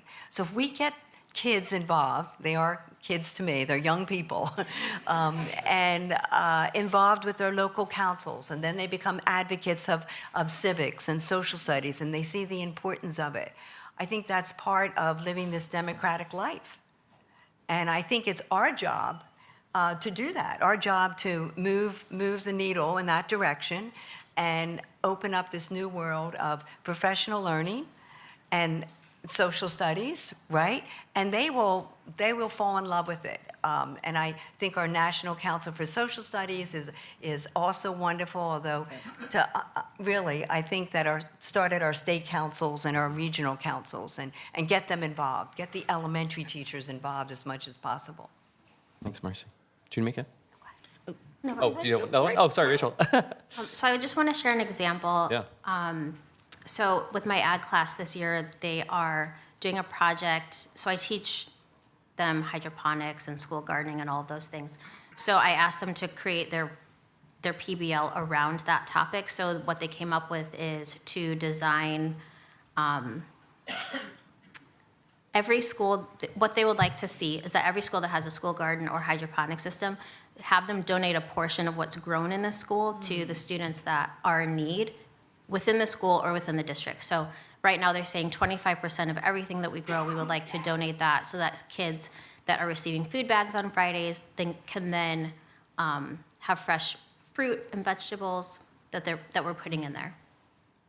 But then when I came to this conference, I was like, well, okay, so I like this idea, but then how do I tie in we the people with it? And so then, brilliant minds in the space were helping me understand the history behind school lunches and having them tie that in. So even if we have skills in mind that we're wanting to teach students, when we have the right administration and school leaders, they'll give teachers the freedom of thought and space to create these amazing lesson plans that started with the student's idea, and then we can cater what we're doing in the classroom to meet those needs.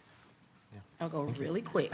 So definitely with inquiry, we work with C3 as well. We had Dr. Lee, not Swan, but if teachers could, one small thing to put civics like at the forefront for students, regardless of what subject you teach or what your theme is for the week, if they started each week with like a compelling question, they could start it with that question on Monday, even though we may not be able to hit it every day. They could be charged with having these conversations at home. And on Friday, what do we come up with? And so you get different ideas with students like, should everybody be able to vote? Or can everybody vote? Things of that nature.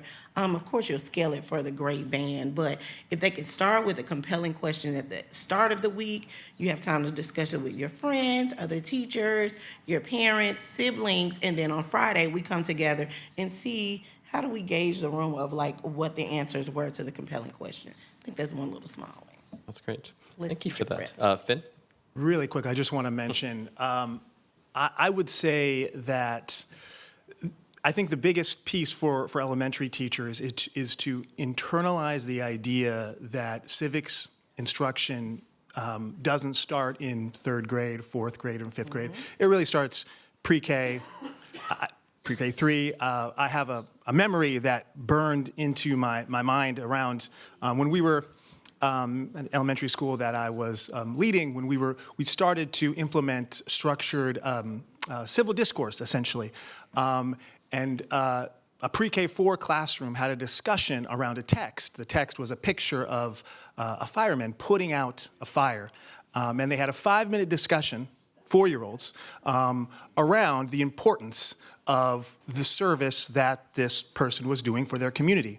That ritual of entering into a civic space where you can share your ideas about a common good that is occurring in front of you is so important to start in pre-K4, the earliest they possibly can be, because as the time they get to 5th grade, they enter into We the People, 8th grade, and high school. That process is already a part of their memorization. It's something that is already a part of their day. And so that would be my biggest message to elementary teachers. The earlier, the better. Thank you for that. Well, I think we've heard some compelling evidence from our panelists today about why civics education matters, especially in the elementary grades, particularly if we care about literacy. I will say, this issue came home for me when my own son started in kindergarten, and he came home and he didn't have any social studies at all, that first couple of months. And so we worked hard to try to address it. We did see some progress. Pandemic happened, so we've seen some backsliding. My son is a 9th grader now, and so this is an issue we are still working on, but I would just encourage all of us, take what you've heard from our panelists here, take that language and advocate in whatever your role is, whatever your lens is, because this is an issue that really does matter. So I'll leave us with that, and just let's thank the panelists for their expertise. Thanks, moderator. Great moderator.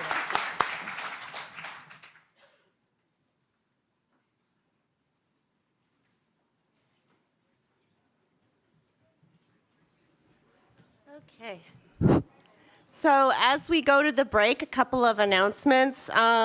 First, we're looking for a small black rubberized case with an orange zipper containing an SSD drive. So if anyone happened to find something about the size of a deck of cards that's a black case with an orange zipper, we are looking for that for our tech needs. We are going to take a group photo now as we go to the break.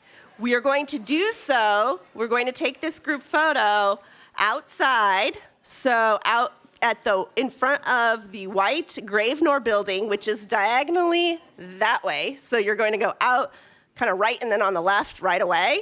We're going to line up in front of the white Gravenor building and take a photo together and then proceed with the rest of the break until 11 o'clock. Thank you.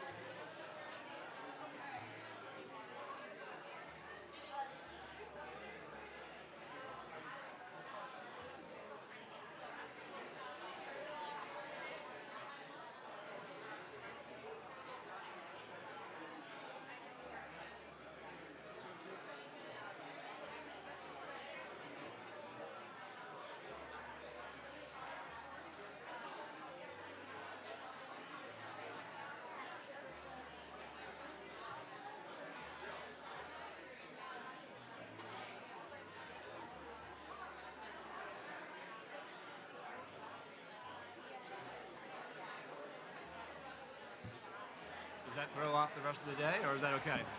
Do you have some cushion built in?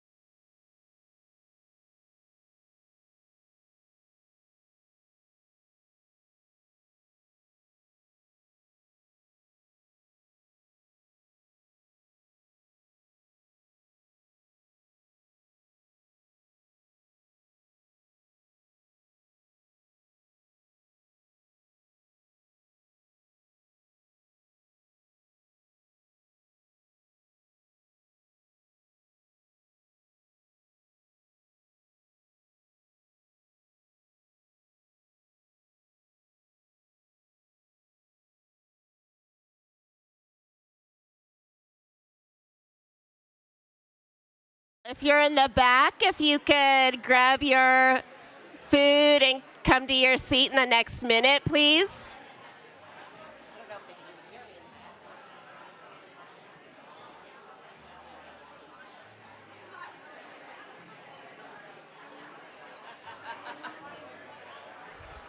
All right, everyone. Can I have your attention, please?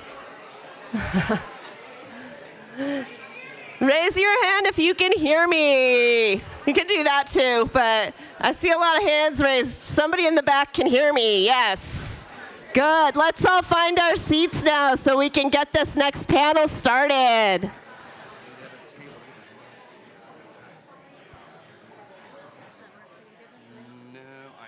All right, I'm going to turn it over to Dr. Judith Ann McLaughlin.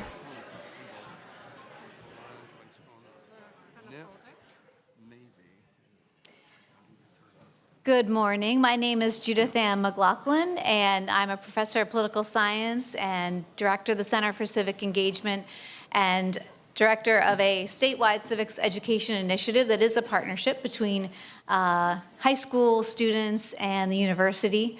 I put up this book chapter that I wrote about the program. The editor of this book is in the room, Allison Rank, if you want to wave your hand. The book is called Civic Pedagogies, Teaching Civic Engagement in an Era of Divisive Politics. So there's many good chapters in that book for those of us. I'm sorry I didn't do a QR code. I just had the hyperlink, which you can't click on. But anyway, that's me. I was really delighted when President Groves kicked off our whole conference talking about the civic mission of the university.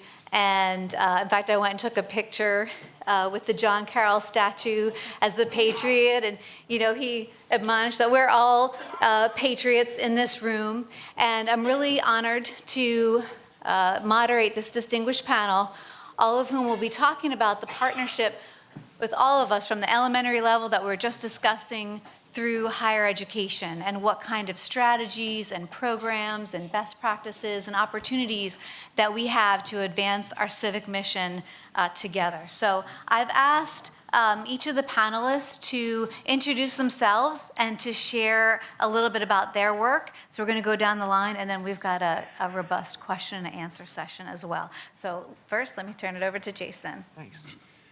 Thank you all. I really appreciate being here. I'm going to give in the temptation to start by saying, way back in the 1900s, I was a civics teacher in Pennsylvania in a public school. And then in 2003, a colleague of mine told me about a summer institute for teachers being led by Will Harris of University of Pennsylvania and sponsored by the NEH and by the Center for Civic Education. And so I took a few weeks to stay out in LA that summer. And it's not an understatement, I think, to say, or not an exaggeration to say that the experience made me a better teacher. It probably made me a better citizen. And it really affected the way I thought about how I was teaching young people to be citizens and engage in civic life. So for that reason, it's really exciting for me to be here between these banners with the logo on it and so on. These days, I'm at the University of North Carolina at Charlotte, and we are a public institution of about 32,000 students. Sorry? Go 49ers, yes, thank you. And we are very diverse in terms of race, ethnicity, socioeconomic status, religion, and diverse in politics, being the purplish state that we tend to be. And for this reason, I bring this up because I have the honor of not only teaching these students, but also studying them. I'm the guy who periodically does surveys of students, usually around final exam time, that offers extra credit in all the gen ed classes that I can get cooperation from other faculty on. And so I'm going to tell you about a couple of those studies that I've done recently. One was a survey that I asked them a battery of questions about their comfort with diverse settings. How do you feel about working in groups that are diverse? How do you feel about having friend groups that are diverse? How does diversity affect the way you behave? And so the good news out of that is that students gave remarkably confident and high responses about being comfortable in diverse settings. Okay, the catch is that the survey was actually a survey experiment, and by random assignment, half of the subjects were given a different questionnaire with the same questions but geared towards political diversity. Any guesses as to what happened with their responses? Their comfort with diverse political settings was way below what other forms of diverse settings were. So that's a bit disturbing. Now, I did not ask any of the students on that survey whether they had ever experienced We the People or Project Citizen or Street Law or the National History Day or the Mikvah Challenge or Youth Leadership Initiative. I probably should have. My guess is some of them had, but probably not nearly enough. So there's that. Now, those results led me to want to look into political affective polarization. And so Eli Finkel and colleagues had done some, put out a paper that got a lot of attention about affective polarization being part othering, part aversion, part moralizing. And then Campos and Federico put out a survey about a year ago and tested it to come up with survey questions that can measure these things. And so I decided to use that and test it among my own students. They had tested it among adults, and so I wanted to use it among students at our university. And so I ran that back in the fall, and so I'm going to show you some of the results here. And these slides, sorry, I brought slides. But I really can't take credit for them. My research assistant, Alina Ayesh, who's a fantastic undergrad majoring in political science, computer science, and international studies, put this together for me just this week. So it's hot off the press, or hot off the GitHub, as may be. And So what we see here is I'll start by showing you the measures of social aversion. Across the horizontal axis, we have the respondents sorted by their level of partisanship. So strong Republican to the right, strong Democrat to the left. And you can see the stronger Democrats are showing a bit more social aversion than everybody else. And then if we move to the othering, we see this U-shape start to develop, where the stronger partisans at either end are exhibiting stronger measures of othering. And then things kind of get more extreme when we get to the moral identity questions. And we can see that at the ends of the partisan spectrum, much higher levels of moralizing that we notice. Now, it's not a problem for people to be at the extremes of the spectrum. That's fine. And it's also fine that, that people have a strong sense of moral identity. That's fine. But we do know that this can contribute to partisan animus. And I don't think we need to spend a lot of time talking about why that might be a problem. What this says to me is that in civic education, we got to stop being afraid of talking about morals and what morals mean and what they might mean to us individually. And I'm definitely not saying we want to change people's morals or indoctrinate people. I would not tolerate my children having a teacher who was trying to force their morals onto them. But to make my children aware of different ways of exploring morality and how morality affects people sounds great to me. So we want to really, the idea is to cultivate the notion that pluralism is okay. And I'll say that most of my career has been in public schools. Almost all of it has, high school and higher ed. And I understand that as having a public mission, there's a little more scrutiny, perhaps, on what that means. And I'm sort of telling myself, as much as I'm telling you all, that I think we need to address morals more often in civic education. We heard some of this a little bit yesterday, I think. Actually, maybe a lot yesterday. David Campbell talked about the drop in participation in houses of worship and how many students aren't having that the way they used to. We saw the students on the panel wrestling with the idea that there are multiple conflicting principles that have weight that need to be considered. And I think Donna Phillips, in her opening remarks, even talked about morally and ethically prepared citizens. So this is a thread that's been going on all weekend. So this is nothing really new. It just has some numbers behind it. So I'll close by saying that if we expect young people to develop the habits of democratic citizens, then they really do need to wrestle with morals, and we need to teach them how to do that.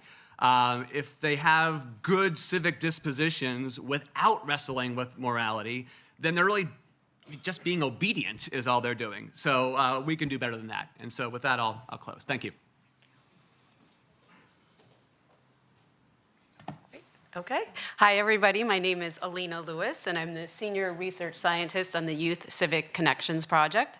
And I'm going to tell you what that is in a second, but since everyone's been establishing their credentials, I'll establish mine by saying I'm a former high school history teacher and administrator in New York City Public Schools. And my civic credentials, I also am an elected school board member in New York City, where I'm on one of the few purplish districts in New York City, where I strive and often fall short in doing what the students in this project do all the time, which is talk to people across lines of difference in a civil manner. So they're a model for me in that role.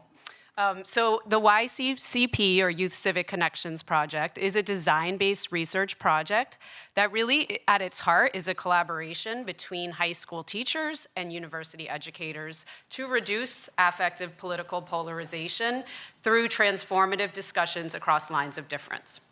So what do? We work with classroom teachers to facilitate conversations over Zoom with students from demographically, geographically, and political diverse school districts.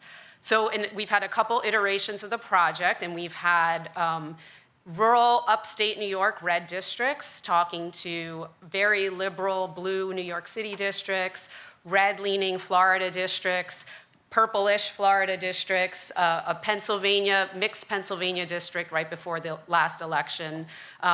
And we work with the teachers to design structured discussion about controversial issues, and we get into it. So we've touched on abortion, gun control, immigration, media literacy. We develop the materials collaboratively with the teachers, and then the teachers go and teach prep lessons in their home classrooms, so the kids read a shared set of texts on these topics. And then we bring the students together over Zoom for the discussions.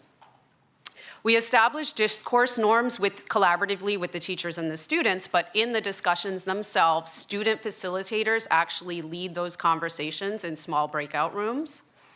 And we also include rapport and relationship building work before we get into these really sensitive topics designed to get the students to know each other as people. And we also establish with the student a set of common discussion norms and civil discourse expectations, all in our first conversation before we get to the civil discourse itself. And then my fellow researcher, Brett Levy from the University of Albany, and I studied the results of the students participating in these discussions quantitatively and qualitatively. And I do not have a slide, but I'll speak very briefly at some of the very promising results that we've had so far. And we've gotten those through student interviews, student written reflections, so those are the qualitative, and then pre and post surveys for the quant. Some big headlines: while participation in the YCCP increases students' open-minded political engagement, it enhances their willingness to consider and explore diverse political perspectives, especially through the medium of conversation. Students develop more interest in having discussions of public issues, both live and online. They saw that these discussions were not scary and that they could be civil. Students became more open to political perspectives. It made them want to talk to others who had different opinions and experiences. Students became more interested in meeting new people from other places with different experiences. And students became more aware of the diversity and nuance, both in other perspectives and in other people. So they said things like, oh, wow, it was interesting to me that not all the kids in Florida are conservative. There was a ton of pro-choice students. So they started to see that areas are not monolithic. And they also started to see that ideas, they said, oh, I never thought of the fact that someone would hold an idea because they've had a life experience that was different from mine that led them to the idea. So a lot of nuance, both in other people and places and in other ideas. We had a fascinating conversation about gun violence and gun safety with rural upstate New York kids and kids from the city. And kids from the city had never known that hunting with guns was a thing. And the kids upstate had a lot of preconceived notions about what happens in cities with gun violence that was absolutely not true of the kids they were speaking to. And we had another really fascinating exchange with the kids around immigration, where some of the kids from a rural district had never seen or talked to anyone who had immigrated directly, and it kind of complicated their picture of what they thought an immigrant looks like.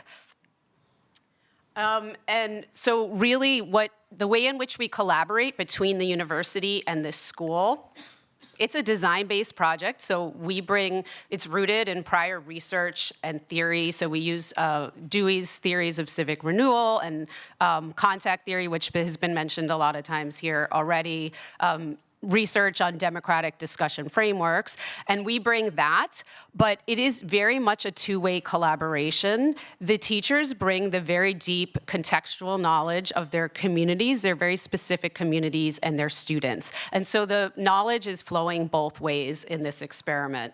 The teachers, we design the lessons through feedback from the teachers. They then implement the lessons and give us feedback. So the conversation is always going two ways between the researchers and the teachers. We also allow for a tremendous amount of teacher flexibility and adaptability for them to, again, take some of these ideas and some of these lessons and make them responsive to their unique contexts. And then another thing we collaborate on is just in terms of developing and collaborating on the implementation of discussion facilitation. So for example, we share with the teachers some of the best practices around discussion. We come up with collaborative discussion norms. Then they go to their students design a set of norms for the conversation, bring those back to us, and then we use those for the structured discussions. And then, of course, we share some data with the teachers about what is working and what their students seem to be getting out of these conversations. And so I'll close by saying, really, this is an iterative living project, and it really is not just the researchers bringing the knowledge to the teachers. It is very much us co-creating that knowledge together in a very iterative fashion, in a way that is responsive to the students and their particular communities. And I'll put a plug that we're always looking to expand geographies. And so hoping that there are teachers in this room who might want to get students from some diverse geographies to join the project eventually. So thank you. Thank you.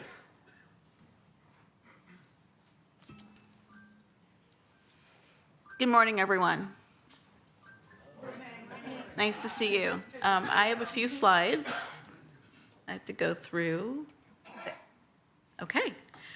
So my name is Kimberly Mealy. I am a political scientist, and I'm also an educator. I spent around 3 years teaching political science at Wellesley College, a small liberal arts school, and I see some hand claps there. And I went to Swarthmore College, and so I really value the importance of small liberal arts colleges. So I represent the American Political Science Association. We are a membership association. We were founded in 1903. We have 11,000 members, and our members mainly are comprised of college and university faculty, practitioners, graduate students, as well as undergraduates. And we also have a small but mighty amount of K through 12 teachers who are also members of our association and attendees to our conferences. Our mission is to support excellence in the scholarship of teaching and learning and inform discourse about politics, policy, and civic participation. Among our founding objectives are supporting civic knowledge and engagement, promoting scholarly research and communication, as well as promoting high-quality teaching and education about politics and government. APSA has a long history of promoting and supporting civic education and civic engagement. I'm very happy to say that many of our scholars who primarily are political scientists, they teach in the classroom, they have varying teaching loads depending on what type of institution they're located at, but a number of them are very strong advocates for civic education and civic engagement, and they are researchers in this field as well. And I'll also say from the late 1900s, which is apparently one of our themes here, civic education and engagement saw a resurgence within our profession. The late Dr. Lynn Ostrom, a political scientist, and the first woman to receive the Nobel Prize in Economics. And she was also a professor of mine at Indiana University. She called upon the association to reprioritize and refocus on civic engagement and civic education. And if you look at her work on governing the commons and helping people to understand how sustainability of scarce resources is a possibility and can be attained even without having government input or lacking of the resources, there are ways for communities to work together, to come together, to devise strategies and norms and rules with regard to being able to use the commons, but also to sustain them. She was able to link this to her viewpoint about civic education and the importance of civic engagement and the importance of deliberation to solve societal problems. So when she was the APSA president in the 1990s, she started a task force, and it is really important to kind of look back and to understand what her main priority for that group was. She wanted that task force to focus on helping practitioners and scholars to be able to think, develop, test, evaluate, and reformulate a diversity of education tools that provide more effective, forms of civic education. And of course, this was right after she wrote her groundbreaking book on governing the commons. Among the goals of her task force were to teach the motivation and competence to engage actively in public problem solving and to teach values such as human liberation, human dignity, and integrity, not just teaching political knowledge.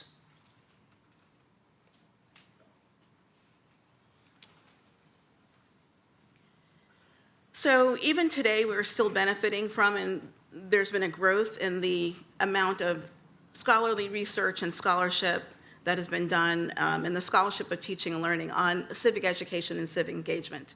We're still benefiting from the research that was developed by that task force in the 1990s. There were books that were written, articles were written and published, and they're still being used today. But of course, we have more research that's more current and is focusing on the issues that we're dealing with today.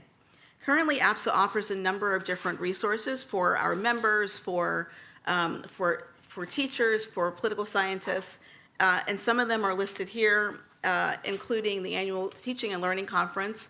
The Teaching and Learning Conference began around 20 years ago, and it really was an effort of the association to say that we really want to focus on teaching and learning, the scholarship of teaching and learning, assessment, evaluation, simulations, and really encourage that as a part of a research trajectory among our political scientists and among our teachers. And we have usually around 200 to 300 individuals attending that conference each year. We also have a civic education book series, which I have a slide on coming up. We have teaching and learning webinars, which are open to the public. So if you're interested in sitting in on and learning a little bit more about the latest research that political scientists are doing in the area of teaching and learning, we welcome you to these webinars and also to the virtual webinars. The one that's coming up over the summer will be co-led by Dr. Owen and as well as Dr. Johnny Shiyama, and will focus on America's 250th and civic education. So it's very timely for our discussion today. And we also have an online repository that's called APSA Educate. This is just a slide that shows you the 3 books that we have in our civic engagement and civic education book series. All of these are available online and they're free to the public. There are PDFs and online versions. We wanted to make sure that it's accessible. And this again is part of the legacy of Dr. Lynn Ostrom and others who promoted civic engagement within our profession.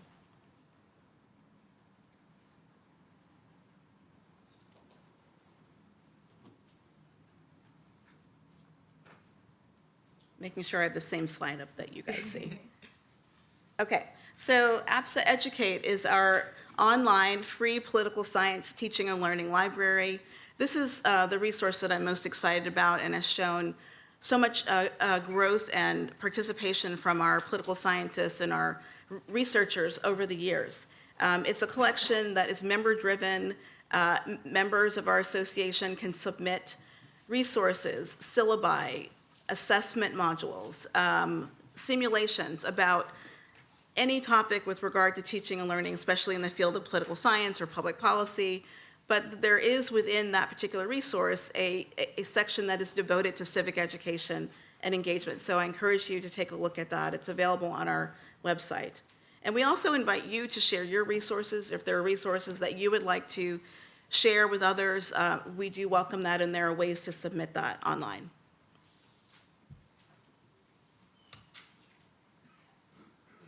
And then we also have a commitment to innovation and trying to address the issues that are coming forward with regard to new challenges. And we usually address those either through a working group or a task force or an ad hoc committee. I'm sure you're all familiar with the proliferation of ad hoc committees. And so we try to make sure that we create these committees and that they are meaningful for the work that we're doing. One of the working groups that we have coming forward is on dual enrollment. And there's still time to participate in this. It will take place on April 15th and the 16th within our virtual research meeting, which is something that anyone can apply to. But that's really a format for scholars to come together, to share their research, to ask the challenging questions about civic engagement and civic education, and more broadly, political science. But we will have a working group at that particular conference that focuses on dual enrollment, and where students are high school students are taking courses in college topics. Either they can go on campus to the college to do this, or some of them are taking them right at their high school. And so political scientists are very interested in learning more about this, understanding what the challenges are, understanding are there differences in how you might teach or train a student who has participated in a dual enrollment program. So when they come in, what are the testing options so that they can be placed at the right level within their college political science course. And then finally, we have the American Political Science Annual Meeting, which is our annual meeting that we hold each year in a different city. We bring between 6,000 and 7,000 political scientists, practitioners, high school teachers.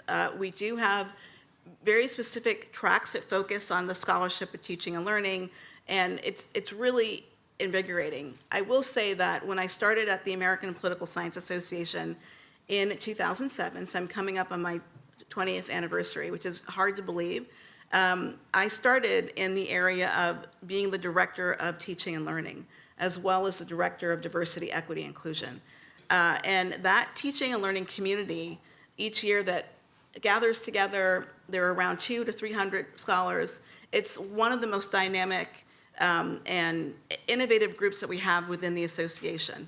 And this group kind of reminds me of that, the energy that's here, the passion that's here, the passion for making sure that we're teaching political science students in a way that is helping them to become good citizens.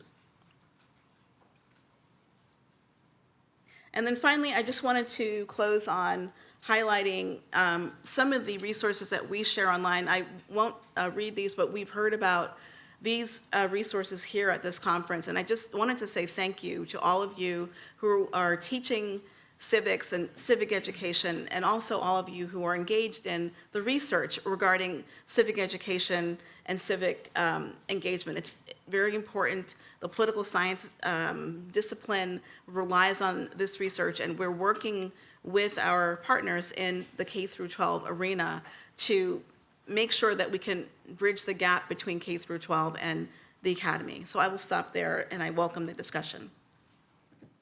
Thank you. Thank you. Thanks, Kimberly.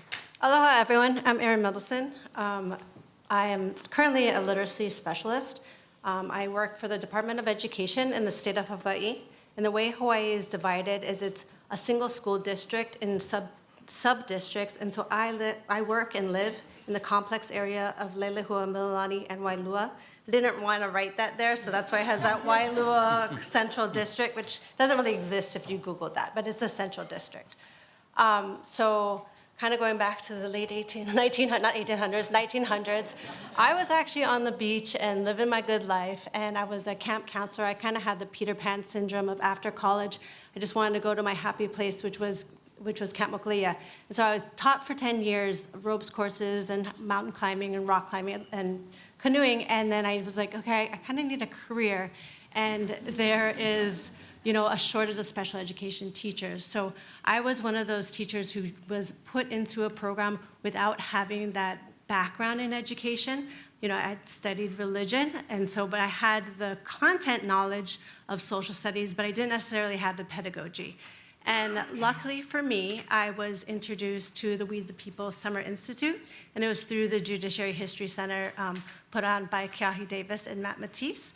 And from that experience, I was like, okay, I am now a professional, that there was these experts coming into the workshop and talking to teachers and staying for lunch and asking our questions and bringing that expertise to teachers. And that course was particularly interesting because it was the juxtaposition between Hawaiian sovereignty, so the Hawaiian Constitution and the US Constitutional, which is fraught at best. And I was teaching a line of 7th grade social studies and an 8th grade social studies, and this was giving me the content knowledge that I needed and the language and vocabulary to have those conversations on the school at the time that I was at was a predominantly military population, but being able to navigate those conversations. And I think that that was really powerful for me, was that ability to see, like, okay, university professors are coming in to support teachers so that we're able to do the jobs that we do within our classrooms. And so, those first few years of teaching, I liked how Donna mentioned that kind of sacred space of the classroom. That's kind of the only thing you can control. You're just, I don't know what the policy is going on around me, but I'm going to get classroom management down. I'm going to understand my content, and I'm just going to work on building that civic community within my classroom. As years go on, then I started to branch out and look, well, how do I create that school-wide commitment to civics? And then, as a teacher, the longer you stay there, the more roles you get, grade level chair, department chair, and then eventually I landed in my favorite role that I've ever had, which was a curriculum coordinator or a curriculum coach, and I had so much control. And it was really exciting because it was a school that was predominantly Teach for America teachers, and they're eager, excited, but they don't know what to do really. And so I was like, here's a curriculum. And so that ability to bring We the People into so many different classrooms, in the sense of that taking that simulated congressional hearing, and we actually did it grade level. And I haven't really ever felt that sense of control of where, like, I am able to navigate a school to embrace civics at the level that I wanted it to be. In my current role as a literacy specialist or coach, I get to go into classrooms, but I have been in the world of science for reading, and so that last presentation was really exciting. This feels like the science of civics, so it's really excited to see that cross-pollination between the research that's happening, all the nonprofit work, and kind of building this civic collaboration that's happening in any classroom and across different, across the ecosystem. And I think that looking at things, kind of reflecting and looking at the research, and thinking of my own experience of what teachers need, is that idea of, like, just needing a strategically designed curricula. And I think there's so many ways that higher level education can support teachers, and we're hearing a lot about it, of that co-collaboration and co-creation, because teachers know their students. And then also that specific place-based learning is so important. And then that second part is that investment in professional development, so allowing that time. So for summer institutes, and it's really hard. A lot of my time when I'm with teachers is after school, and I'm like, yay, extended hour learning. And they're just like, their eyes glass over. And so having that time where you can just be treated as a professional, have more than a half an hour lunch, and just sort of talk to colleagues is really important. And I think the third point would be that school community kind of networking that is created. And I think universities can help a lot with K-12 classrooms, because kind of when you're in that headspace of a classroom, it's hard to look out and know what the network is. And so I've had opportunities of having university level teachers come into my classroom, where, like pre-service teachers, and working with them. And I think those exchanges are really important. Not only did my students behave better when they were in there, just because there was a younger adult in the classroom, but it just sort of energized our commitment to education together. And I think that's really powerful to build that civics community. Kind of crossing over in my new role, able to be a novice researcher, I wanted to explore how 18 and 25-year-olds within my specific community of Wahiawa were doing after they graduate, right? As a 5th grade or 7th grade teacher, I kind of only get to see my students maybe, walking, to the grocery store, but I wanted to know if that civic investment that all teachers were doing at the high school level, if that was paying off, if they continued to be active members of our society, if they felt that they were empowered, had efficacy to be able to commit to, and if that was even important in their lives. So it's a very small study, right? This was for my EDD through University of Wisconsin and Stevens Point. And so I interviewed and I surveyed young adults in my community to see how did they feel? Did their education, and I didn't name, particularly the public school in my area, but just overall, how is their education preparing them? There was a question that was asked of, like, well, what is the silver bullet? And so through my research, I not necessarily saw a silver bullet, but there's this idea of this kind of psychological armor that students can learn to put on, and that was through the idea of an educator and researcher, Paulo Freire, from Brazil, and this idea of critical consciousness. So that was kind of my theory that I was looking for, like, have these students developed critical consciousness, or young adults, so that they feel empowered to do the things that they want to do, to become the nurse, become the teacher, to take on careers. And I just learned a lot. It was a very small study. Thank you, Dr. Owen. She came to one of our summer institutes, and I gave her my quantitative data. I'm like, help me figure out what this all means. It was more about the conversation and being able to kind of see what was happening. And it was powerful to hear, where they were at. So just briefly, the critical conscious survey that I conducted had the idea of, like, is there reflection, motivation, and action? And of the 20 participants that I was able to survey, action was really low. And so this was like post-high school. So they could be 18 to 25, but not in high school. And in the interviews, I found that in high school, even if they're in the student council or other things, other activities that drew them into the community, that they were so focused on getting to school, because we have to commute really far from where we live, having a second job, that those things that kind of tied them to the community, they had to kind of let go of. However, what was replacing that was things like work study, so that their opportunities to go back into the high school and to teach, or working at a fast food restaurant and then being able to kind of see different people in their community. So it was just a fun conversation to have and to highlight and elevate the young adults in my community, and kind of see the barriers that they're really open about explaining and what they wish they had, and then the supports that they currently have. So I think that there's just a lot of ways that we can work together, and that as myself as a professional, I grew so much from those connections, and that I think so many other professionals do too. Yeah, thank you. Yes.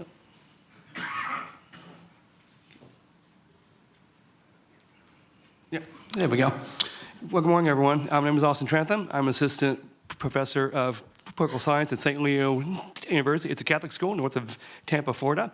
And I'm also the director of awards for the Civic Engagement section of the American Political Science Association. So my thoughts this morning go back to my first role as a faculty member. It was not in the late 1900s. I was a little more recent than that. But one of my former students is a current county judge executive, which is kind of like a county mayor for Cumberland County, Kentucky. It's a small county in the Commonwealth, about 6,000 residents, and they've designed a distinctive civic education initiative that will benefit both K-12 educators and college faculty. So the Cumberland County Civics Club, those are the photos on the screen behind me. It was formed in 2024, and it mirrors the structure of the Cumberland County Fiscal Court, which is the body responsible for county governance and administration. And so the innovative partnership with Cumberland County High School, they formed the Cumberland County Civics Club. And so students elect their own Civics Club members that mirror those of the fiscal court. They have a judge executive, they have magistrates, county attorney, things like that. And they also replicate what the fiscal court actually does. And so the distinguished feature of the Civics Club from more traditional mock government programs is the depth of collaboration with which the local government officials and the high school students have. This is not a simulation, right?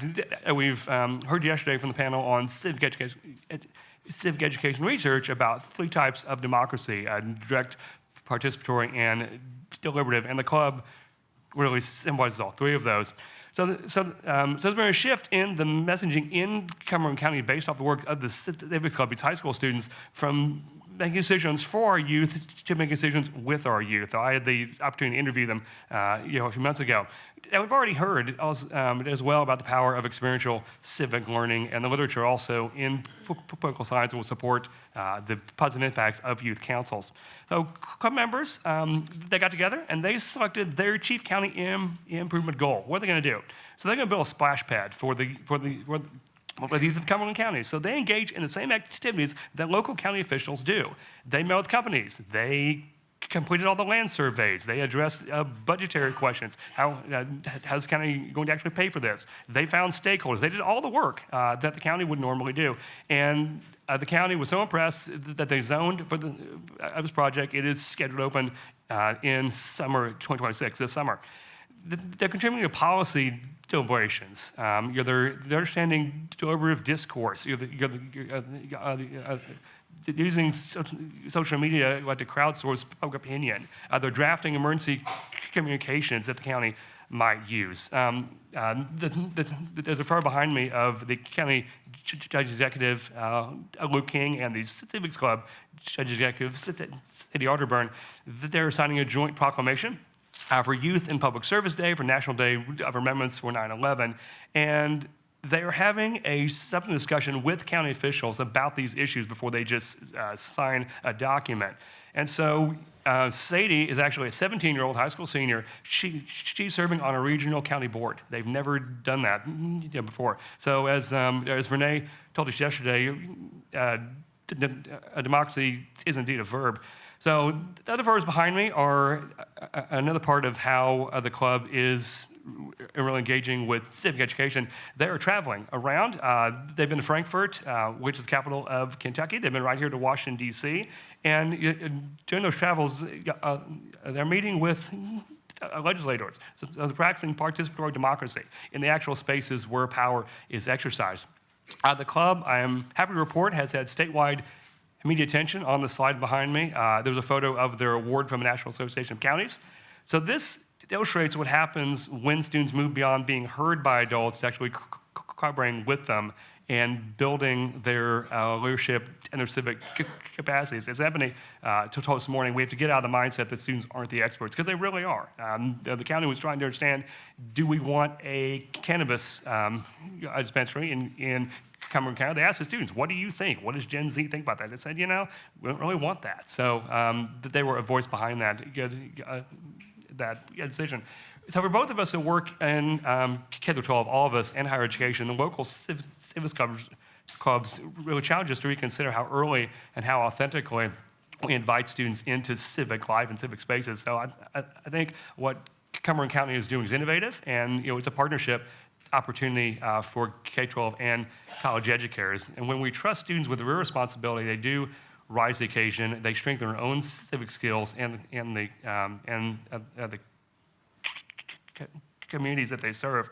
And I'd enjoy seeing more high schools across the nation partner with college faculty and local governments to create these civics clubs. I can see regional networks of these high schools, civics clubs across the nation, where high schools and colleges and universities can partner to do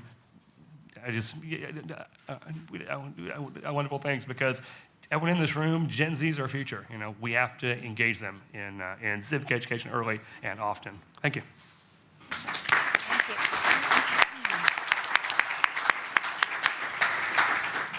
Well, I really appreciated each of our panelists' contribution to this discussion, from research on polarization, providing platforms for discourse, the free resources that the APSA has provided, and some best practices as shared by Austin. I have so many questions, and I am so disappointed to say we're at negative minutes now. So please remember these beautiful faces and come up to them at lunch and continue the conversation. I'm wondering if I could, just as a point of privilege, maybe do a lightning round question. So is that possible, or do we, yeah, I know everyone does want to eat lunch, but I thought maybe in a lightning round, just to bring this all together, if you had one thing you could say as a best practice, as a tip, as an opportunity, as a challenge that links the K-12 and higher ed together in promoting our civic mission, what would that be? And we can just go down the line if we could.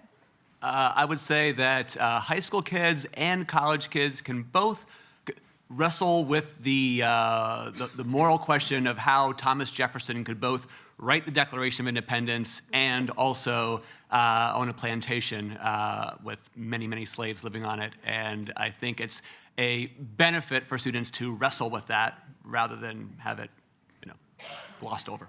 Thank you. I'll say, which has been said a lot, that we do need to trust the students. I was so humbled by the fact that the kids sat and had these conversations in ways that I, as an adult, cannot do. I am usually listening to respond, prepping my answer when someone is talking, and a student just sitting there and say, I hadn't thought of it that way before. You've changed my mind, or you've expanded my perspective. So we do have a lot to learn from the kids, particularly around civil discourse and how to engage. And I would echo that, and I would also just add that we are all on the same team, whether we're educators for K through 12 or college aides or post-grad. And it's really important for us to begin to look at a lot of the data that has been presented here about apathy levels, political efficacy, and just making sure that we're designing programs and interventions that can address those particular issues so that we can create greater civic participation. Excellent. And just to continue to build on what we're talking about, the idea of just taking theory and practice and meshing them and then providing opportunities such as this where we can network and learn from each other, geographic differences, everything that we have is actually a similarity that we can build on and be stronger for our students, for the younger generations, just for a healthy future. If I may, I think having civics clubs would create a robust mentorship pipeline between high school students and our college students. I can see the civics club students being invited to the local colleges while they're still in high school to attend the civic engagement related events. We have one in St. Leo every year. So I think it makes that town and gown distinction a little bit smaller, the tie between high schools and the college and the local governments as well. So when the high school students get to their college years, they can be immediately engaged in civic education work. And actually, when I was interviewing the club members, the alumni who actually started the club in 2024 are now in college, and they noted their increased readiness to participate in campus-wide STEM engagement programming. So the club worked out for them really well. Thank you so much. And join me again.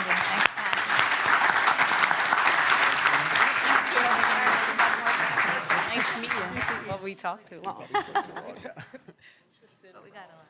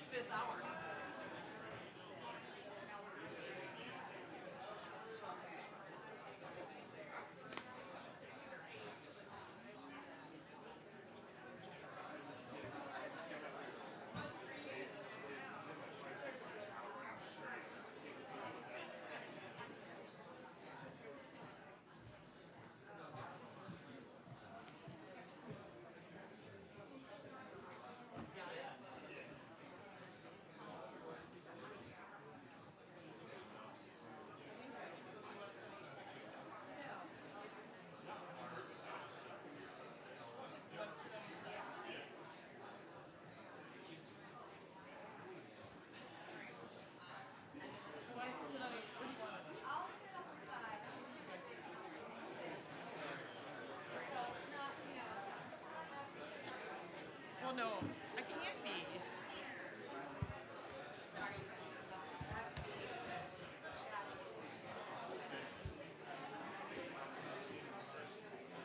I know, especially late.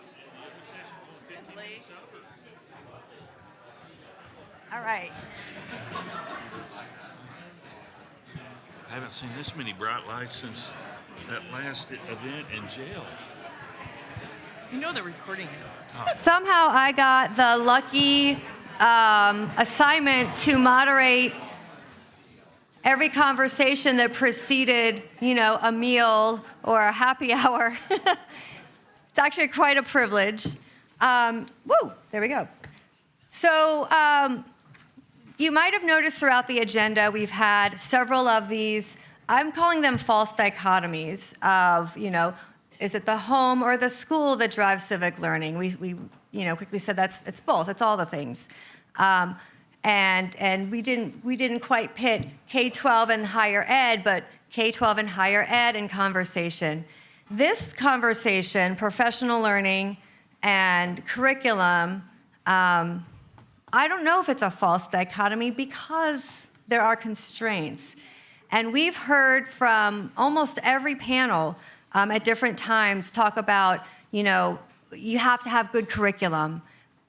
But if you don't have professional learning, then it doesn't matter. But then if you have to spend all your time writing your own curriculum, it is a tension. It is a true tension for every teacher, for everyone who works at the district level, state level. It's a hearty debate. So I'm really thankful that Christy and Kelly in the earlier sessions kind of teed up what was impactful for them. Ebony and Shamika today kind of, put their stakes in the ground. We heard Marcy say, she had to write her own curriculum. How many of us have had to do that? When Beth and Glenn and I met to talk about this, first we talked about whiskey for a while.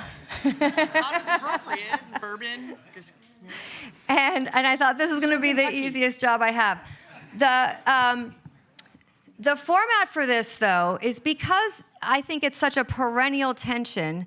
The purpose of this next session is to start the conversation up here, almost with the false dichotomy. They're going to find it hard, but they're going to give us one. And then turn it over to you to do some turn and talk. And then I'll use my teacher voice.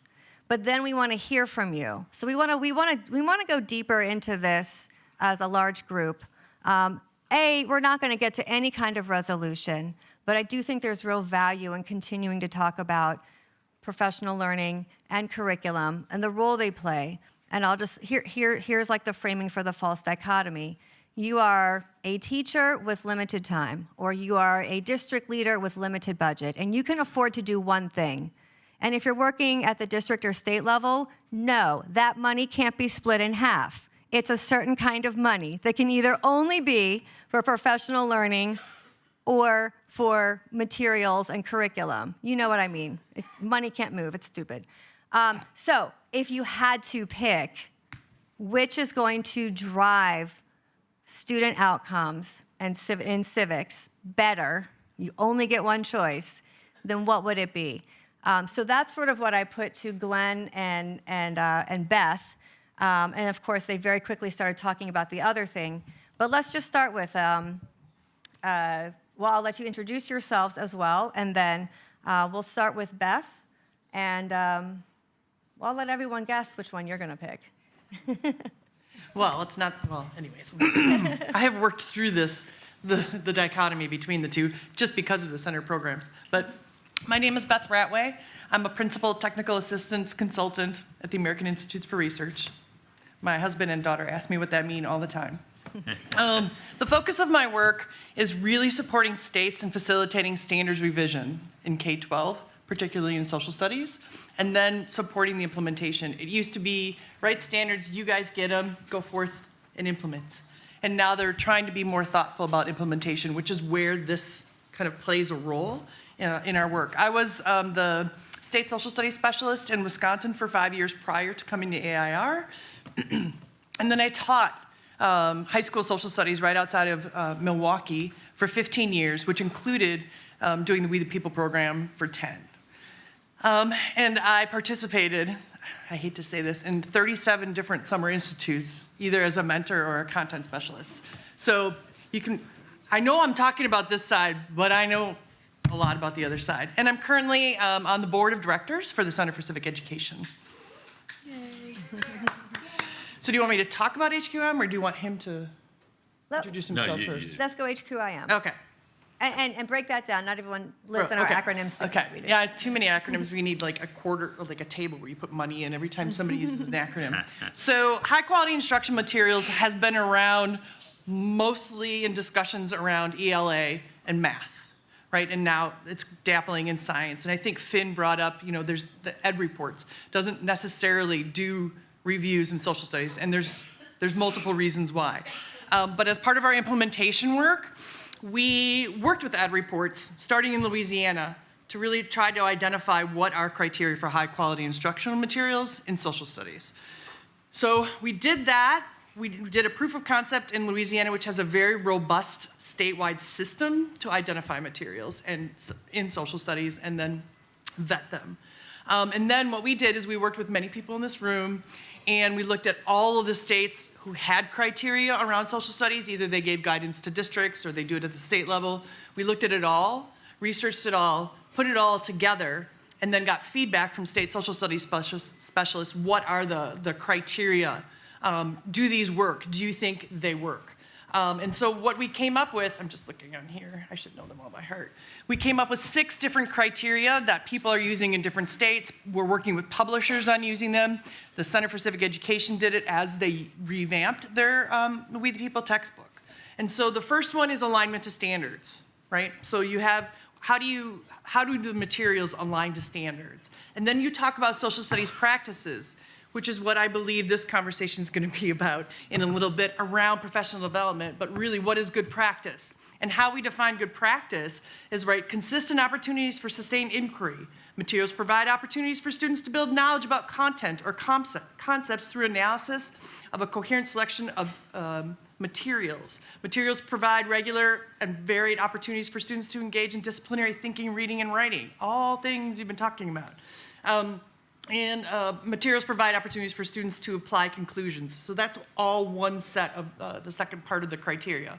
And then the third criteria that we came up with and that we culled from all the different states was representation and perspective, right?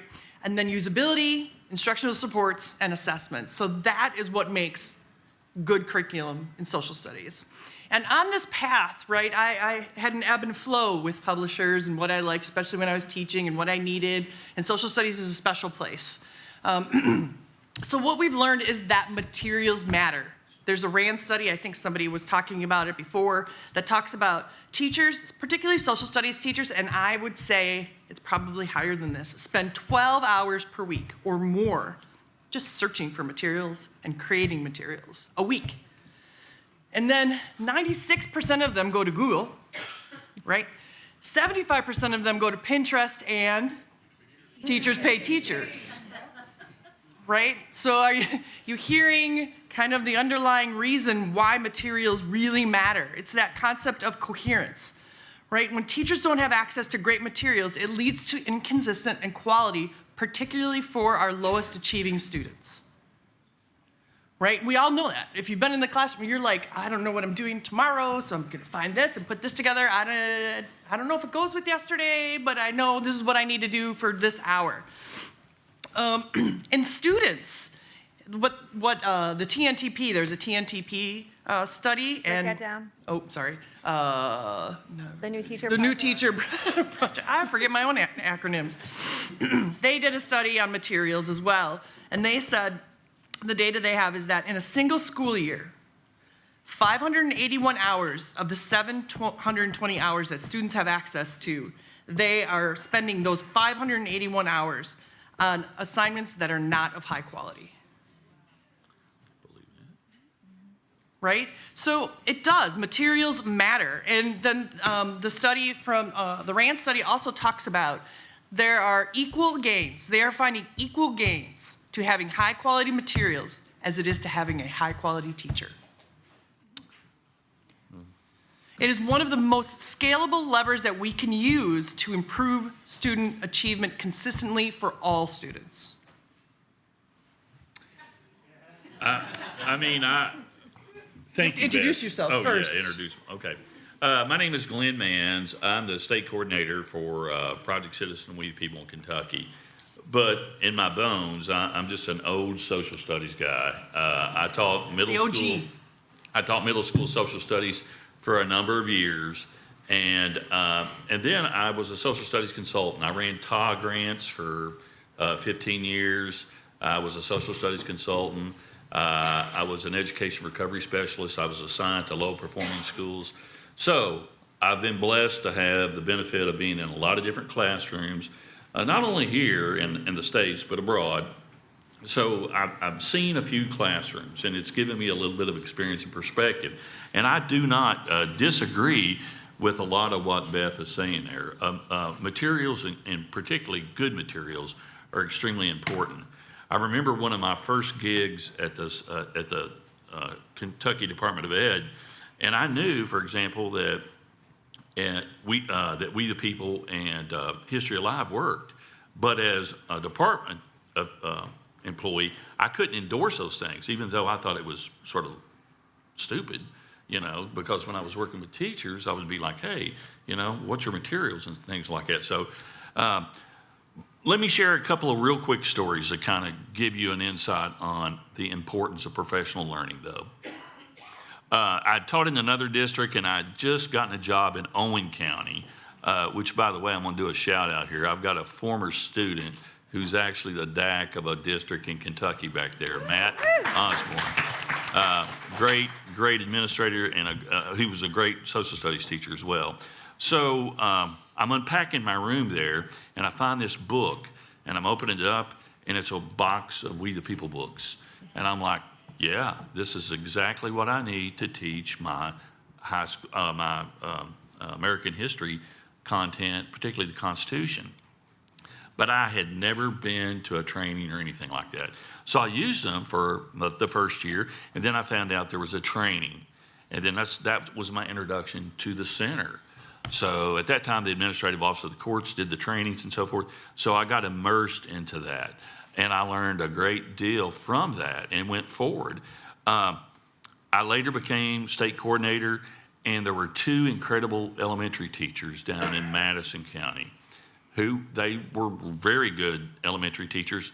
I was the president of our social studies council at that time, and I did a session on We the People, and they instantly became converts. So I sent them to an institute that they used to run up at James Madison, Wilson and Sandy Baker. But you could only send like one teacher per state. But I cashed in a lot of chips, and I sent both of them because they were inseparable. They have been doing We the People hearings for 20-some years now, and it has exponentially increased their knowledge as well as their ability to impact students. They have the best social studies test scores in their county with that school. So professional learning matters. When I ran TAW grants, I was always looking for high quality materials. Okay, what are the best materials? When DBQ first came out with Chip Brady and so forth, we bought into that. But what I quickly learned is that to have successful professional learning, you really had to create the culture. You had to build a cohort. So we did things like we did book studies, which were not immensely popular with elementary teachers, okay? Trying to get them to engage in Gordon Wood's History of the American Revolution and stuff is not an easy get. But we did book studies. We did lesson studies, which was, as popular as that was with elementary book studies, you can imagine how popular lesson study were with high school teachers, okay? But with that, we saw tremendous growth. So professional learning matters, and the two are almost symbiotic. You've got to have both, of course. But of the two, and I gave this a lot of reflection on how I would think about this because I'm an old content guy, but at the same time, the professional learning is what really leverages the growth, not only in the students, but in the teachers. Thank you both. I know you're chomping at the bit. We're going to pause. I know. This is the hard part. This is good. No, this is good professional development. This is good. Because I know you all are chomping at the bit. I'm going to throw one other acronym out there. PCK, Pedagogical Content Knowledge. Play around with that for a while. Does experience level of the teacher matter? All kinds of things. So turn and talk. I'm going to give everyone an unholy 4 minutes to turn and talk. And then we'll take some questions from you all for our panelists and keep the conversation going.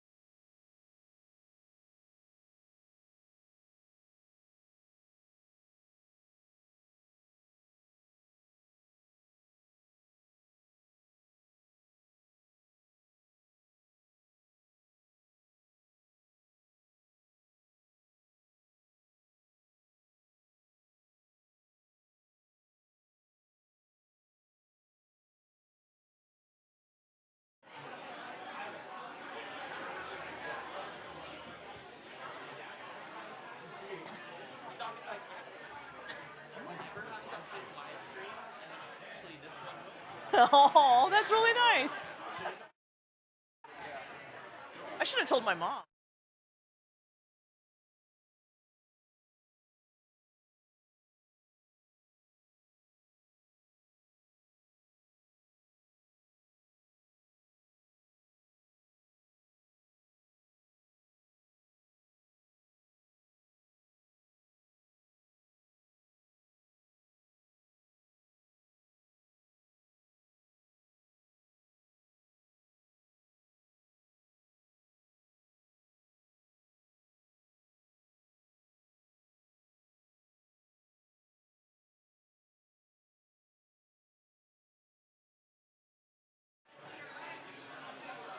Well, hello?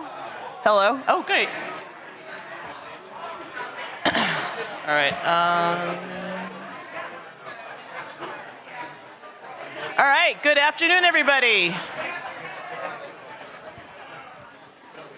We are so excited to welcome you back. As you are making your way back to your seat, I invite you to grab whatever refreshments we have. But buckle in, because for the next chunk of time, we are going to be chatting about everybody's favorite educational innovation topic, artificial intelligence. So good afternoon. Thank you all for making it back for our last chunk of programming. My name is Aruna Patel. I am lucky enough to be the Vice President and Chief Program Officer here at the Center for Civic Education. And it has been a real treat to be here for the last day and a half, learning and thinking with all of our wonderful friends in the room. And as we prepare to go back to our local education contexts, we thought it would be good to be future-focused. And so, as the James Madison Legacy Project expansion that we're all here for was made possible by the U.S. Department of Education's Education Innovation and Research Program, we thought that, since the conference was mostly about curricular innovations, what other natural point could we wrap up on, but except for, dun dun dun, artificial intelligence. So for the next chunk of time, here's what's going to happen. We have a wonderful panel here today. I'm joined with some friends. I'm going to have them introduce themselves in just a second. And we're going to talk about who governs the algorithm. We're going to look at the intersecting Venn diagrams of civic education, K-12 education policy, and leadership, as well as AI. And then we're going to invite up some friends who are in the room who are really focused on AI tools, and they will present some material to you as well. Then we're going to provide you all with some processing time and bring all the AI folks back up for some questions and answers. Does that sound good? All right, awesome. Thank you for hanging with us. All right, I'm going to let my folks introduce themselves. Awesome. Hi, everyone. Great to be with you. Zarek Drozda, I'm the Executive Director of Data Science for Everyone. We're a national initiative associated with the University of Chicago that's advocating for data literacy and data science skills for students across the country. Really briefly on personal background, Data Science for Everyone got started by the Freakonomics co-author, if you know Steve Levitt. I used to work for Levitt at the university, and we spun that project out of his center. And then personally, just growing up, most of my family is from Youngstown, Ohio, Rust Belt, center of the country. And then I went to high school in Silicon Valley. Majority of my near peers are computer scientists and AI folks at Google or OpenAI and Anthropic. So I've been deeply immersed in this world for a while, and also I think had really good lens across the divisions in digital access across our country. So excited to be here to talk about this. Thank you. I'm Zach Cote, and I serve as the Executive Director of Thinking Nation, and we're a history education nonprofit that focuses on teaching history as a discipline and equipping students with historical thinking skills. And pretty soon after ChatGPT came out, we began to think about how AI can be leveraged to assess historical thinking in radically convenient ways that would get mass buy-in from departments and districts. And so we've been doing that type of AI-informed reporting and grading and data analysis for schools for a number of years now. And then I'm constantly thinking about how to assert humanity into this whole field that gives me in a state of existential crisis most days. It's great. Pray for me, Jeff. Good afternoon. I am Jeff Livingston. I am CEO and senior partner of Ed Solutions, which is a consulting firm that advises the largest philanthropies in the country that invest in education on how to do that in ways that leverage markets for impact. I am also a recovering educational publisher. So if anyone wants to know why you have so few options in social studies, ask me after. I will tell you why you do. And this topic of AI is, again, right after this moment started, when ChatGPT was born, I saw that this is going to be the biggest technological revolution of my lifetime. And unlike most of you, I'm old enough to have seen a couple already, right? And I am absolutely determined that this one is going to be distributed more equitably than the last ones have been, and that most of us will be people who do AI rather than people who passively wait for AI to get done to us. So that's why I'm here and excited to be on this panel with you all today. All right. Hello, everyone. My name is Mike Kentz. I'm the founder of AI Literacy Partners, a consulting firm focused on professional development and training for K-12 and higher ed institutions around AI literacy. My background prior to founding AI Literacy Partners was actually I started my career as a financial journalist and then moved into teaching middle school writing at a public charter school in Brooklyn, and then taught high school English at a private high school in Georgia. And along the way had a little bit of a epiphany that has been expressed a couple of times here on the panel, where I realized as a writer, as a words person with a language machine that is just as good apparently as me at writing and teaching, then I actually need to get on board and understand this technology so I can help my students. And so for the past couple of years, I've focused a lot on assessment in particular. How do we know what people know? How do we adjust the way we surface student thinking and make it visible again? And that's what I'm excited to share with you here today. All right, this is awesome. So just a little bit more framing. AI is increasingly embedded in schools, civic life, and democratic institutions. And educators are facing a lot of urgent questions about how AI should be used, how it could be governed, and how it might align with democratic values. So the framing that I brought to these fine folks when I started thinking about this panel was, how can we use inquiry-based civic learning to help students deliberate real-world trade-offs around innovation, bias, and regulation? So for the first question we have here, which is, what does responsible AI integration look like in schools when the goals are student agency, ethical use, transparency, and strong academic outcomes for all? I think Jeff and Mike might have something to weigh in on first, and then we'll open it up. So I'll start with this one, and I'll start by doing this. I sometimes think of myself as a weird kind of immigrant, because I was born in a country where 65% of the adults don't have a college degree, and supermajorities of people say they couldn't handle a $1,000 emergency without borrowing. And I suddenly seem to live in a country where everybody I encounter has a college degree. Nearly half of them have a master's degree. And those are the same country. It's this one. It's just that the country I live in now gets to make policy and educate that other one. And I think it's important in the context of this answer to this question because of what a friend of mine who is a noted educator said to me just a few weeks ago. She said, so we were at Thanksgiving. My parents had hosted the whole family at our place in Martha's Vineyard. And I looked around the house and all the kids had an iPad. They weren't even using them together. They were, each one of them on their iPads doing separate things. And I think that's horrible. And so I'm gonna go back to my district. I'm gonna go back to my work and think about how we get those kids to put those iPads down. And this immigrant reminded her that the people who are in her district don't have grandparents with houses on Martha's Vineyard and don't have too many iPads.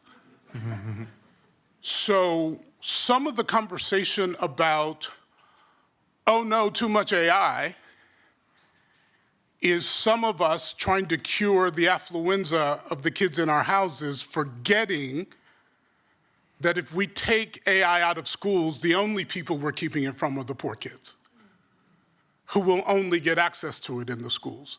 So I think we think about civic education. I think we think about involvement first from remembering that those of us with disproportionate power to influence the society can't just solve the problems in our houses. We have to solve the problems for the students in our classrooms and remember how different they can be. There are not a lot of American students whose problem is too much access to technology, even if there are a lot of students represented in this room whose problem is too much access to technology. So I think we need to think about questions like this, and I have friends up here who will disagree with me on some of this. I think we need to think about questions like this from the standpoint of how do we deal with all the ambiguity we personally feel without protecting millions of poor kids from economic relevance in the years ahead. I'll leave it there. Yeah, beautifully said. When I think about integration into schools, the first tentpole, the first foundation that I start with is a truth that I think should be the first thing out of everyone's mouth when we have this conversation, which is AI was not built for education. There are some questions, what was it built for in general at all? I think we're all trying to figure out what exactly is it built for, but it wasn't built for education. And I think we see that in the way that our students use these tools, using them to arguably cheat or using even tools that we set up to act like tutors and not give away information. Our students are still not necessarily engaging deeply with them, and I do think it hurts their critical thinking and cognitive abilities because it's not set up for this situation. So I want to say that at the beginning, when I think about integration, I do, in a perfect world for me, honestly, I think what we should have is frankly an AI driver's license. Just like cigarettes or voting or alcohol, it should be a situation where you cannot have access to it until you're 17 or 18 and you pass a test. And that would give us a lot of time to make sure we're building students' thinking before they engage with tools that are essentially there to, help them offload and not have to do their thinking. Now, we don't live in that world. In reality, I don't think that AI driver's license is really a possibility. And for me, with my students even today, I know they have access at home, and so that means I have to think more pragmatically about what I'm going to do in the classroom. And here's where I think things actually get interesting, because AI's, I would argue, its best and worst quality is its malleability. The fact that it molds around the user. Whoever the user is, whatever you're indicating to it, it is going to try to mold around you and give you what it thinks you want. Now, what that ends up doing is often creating a very immersive experience. And that is scary. I think it's seductive, I think it's alluring, and I think it's a little bit dangerous. I think the immersive, malleable qualities of AI, what they do, when you hear about AI addiction, AI psychosis, and the parasocial relationships that young people are sometimes engaging in with these tools, it's part of that immersive capabilities. It's part of the fact that it molds around you. However, here's the thing. We also know that immersion happens to be very good for learning. And I think that's where the seduction comes into play. I think that's where we see, oh, the kids are engaging with this and they're hooked on it. Can we flip this around and use it for learning? I don't think we know the answer to that yet. But I think if we recognize that to start, that I can mold this tool in whatever way I want, I might be able to set it up for students in a way that pushes them rather than allows them to essentially offload. And so the last thing I'll leave you with in terms of integration, I think the key phrase for this year, frankly, is narrowly applied AI. I think general purpose AI is a huge problem, not just for education, but in general. Narrowly applied AI can be good if we can figure out hyper-targeted, hyper-local, contained and monitored applications of AI that push our students. And that's where the idea of really having adversarial AI that our teachers can monitor, can watch, and can be involved in all the way through, I think that's a possibility for positive integration.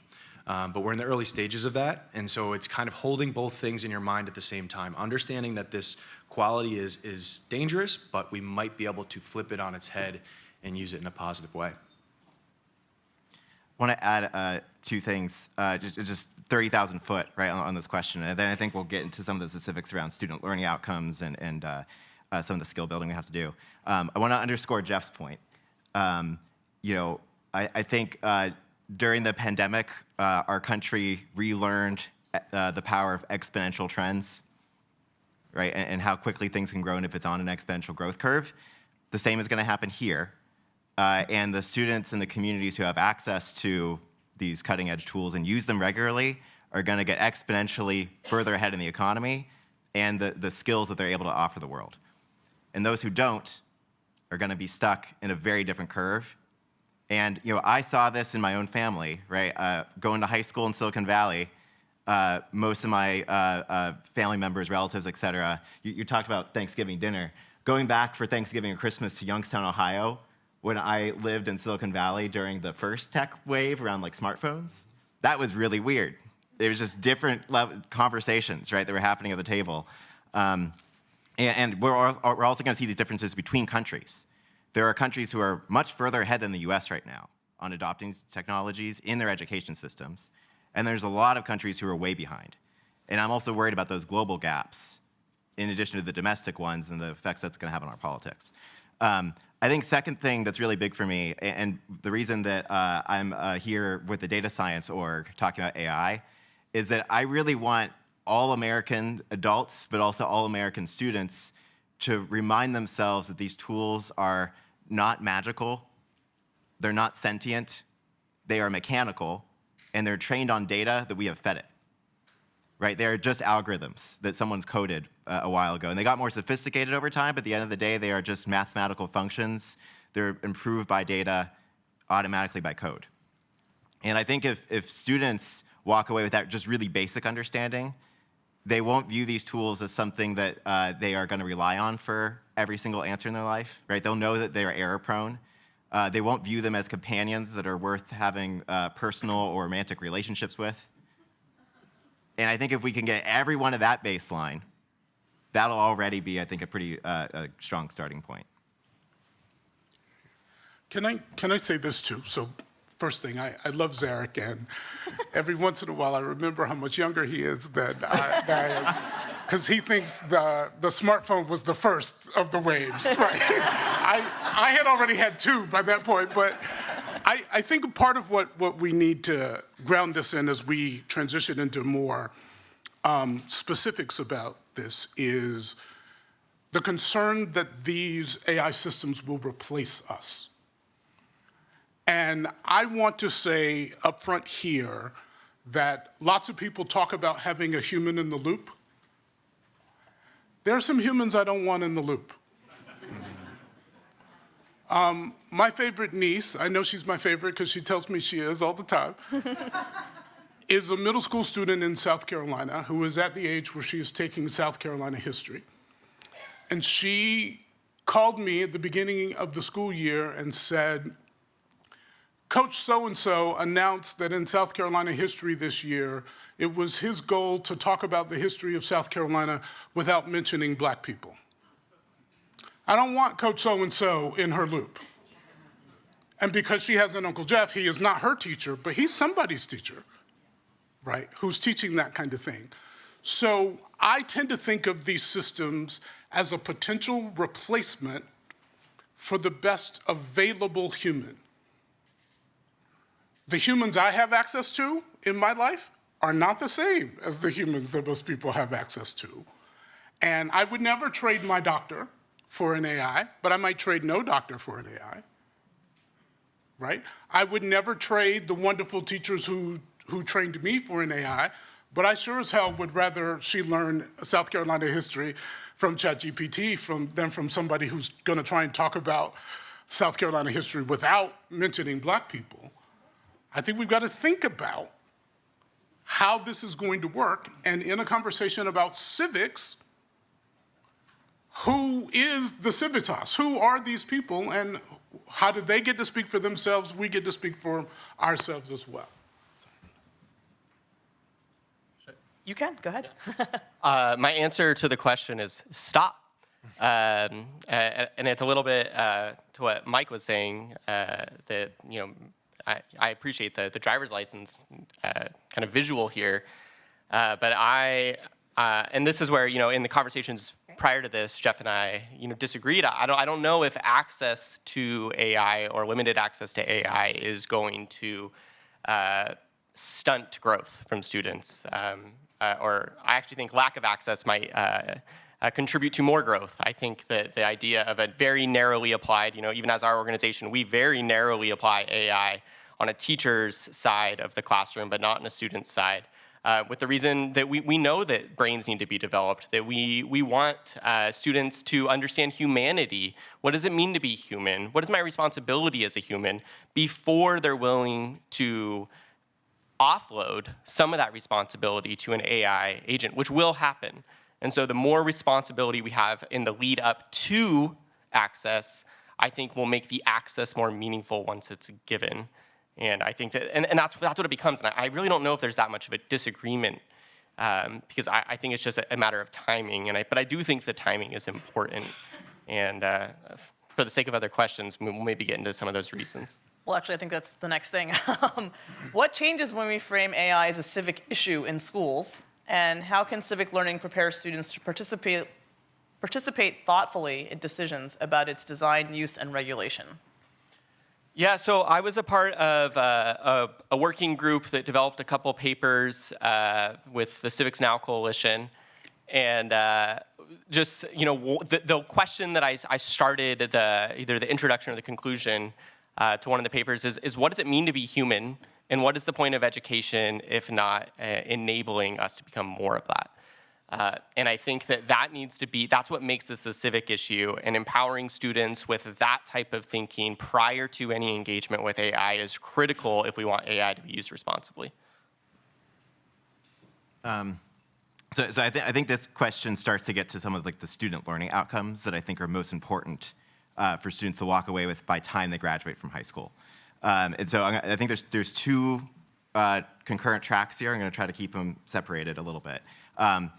First one is, and Jeff, I'm going to pull my Gen Z card here as a Gen Z panelist. Young people are incredibly much more sophisticated than you give them credit for on the issue of AI. They are AI natives, right? We are going to be teaching the first generation of students who have grown up with these tools as given.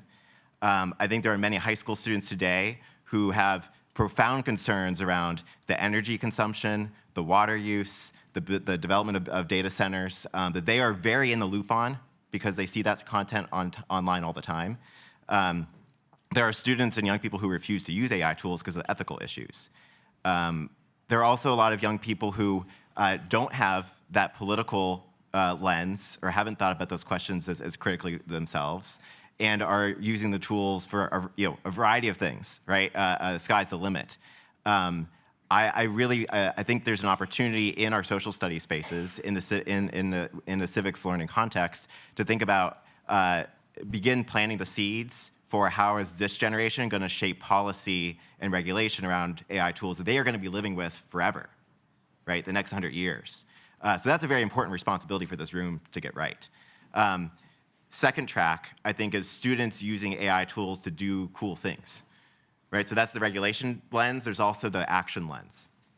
I think it is already the case that students have an appetite to get involved in civic issues, get involved in the policymaking process, go to city council meetings, go to legislative meetings, but they're told, oh, you have to do this in a fake simulation. You can't go into the real world yet, you're not ready, right? Or that opportunity is not given to them enough. They're saying, oh, go join the student club. You'll do that stuff later when you're an adult. And I think the combination of being able to Google any fact, look up anything online about what your local government is doing, find any government-based public data on a policy topic, analyze that, research it deeply, and then if you form an opinion as a result of your research and you want to make a change in your community, we should be empowering our students to have them elevate those opinions and those arguments to their legislators, to their city council members, to get actively involved in the civic process. And I think the very cool opportunity that we have in front of us is the power of an AI tool makes that barrier way lower because they're able to get over some of the research or the technical barriers to develop a really compelling presentation and to formulate a pretty sophisticated argument that goes beyond the 5-paragraph essay or the thing that they're studying for in the AP exam. And so I also want to figure out a way to unlock that opportunity and make that a norm in the way that we think about teaching civics. Go ahead. So when we think about this as a civic issue, again, I go back to for whom and who gets to decide.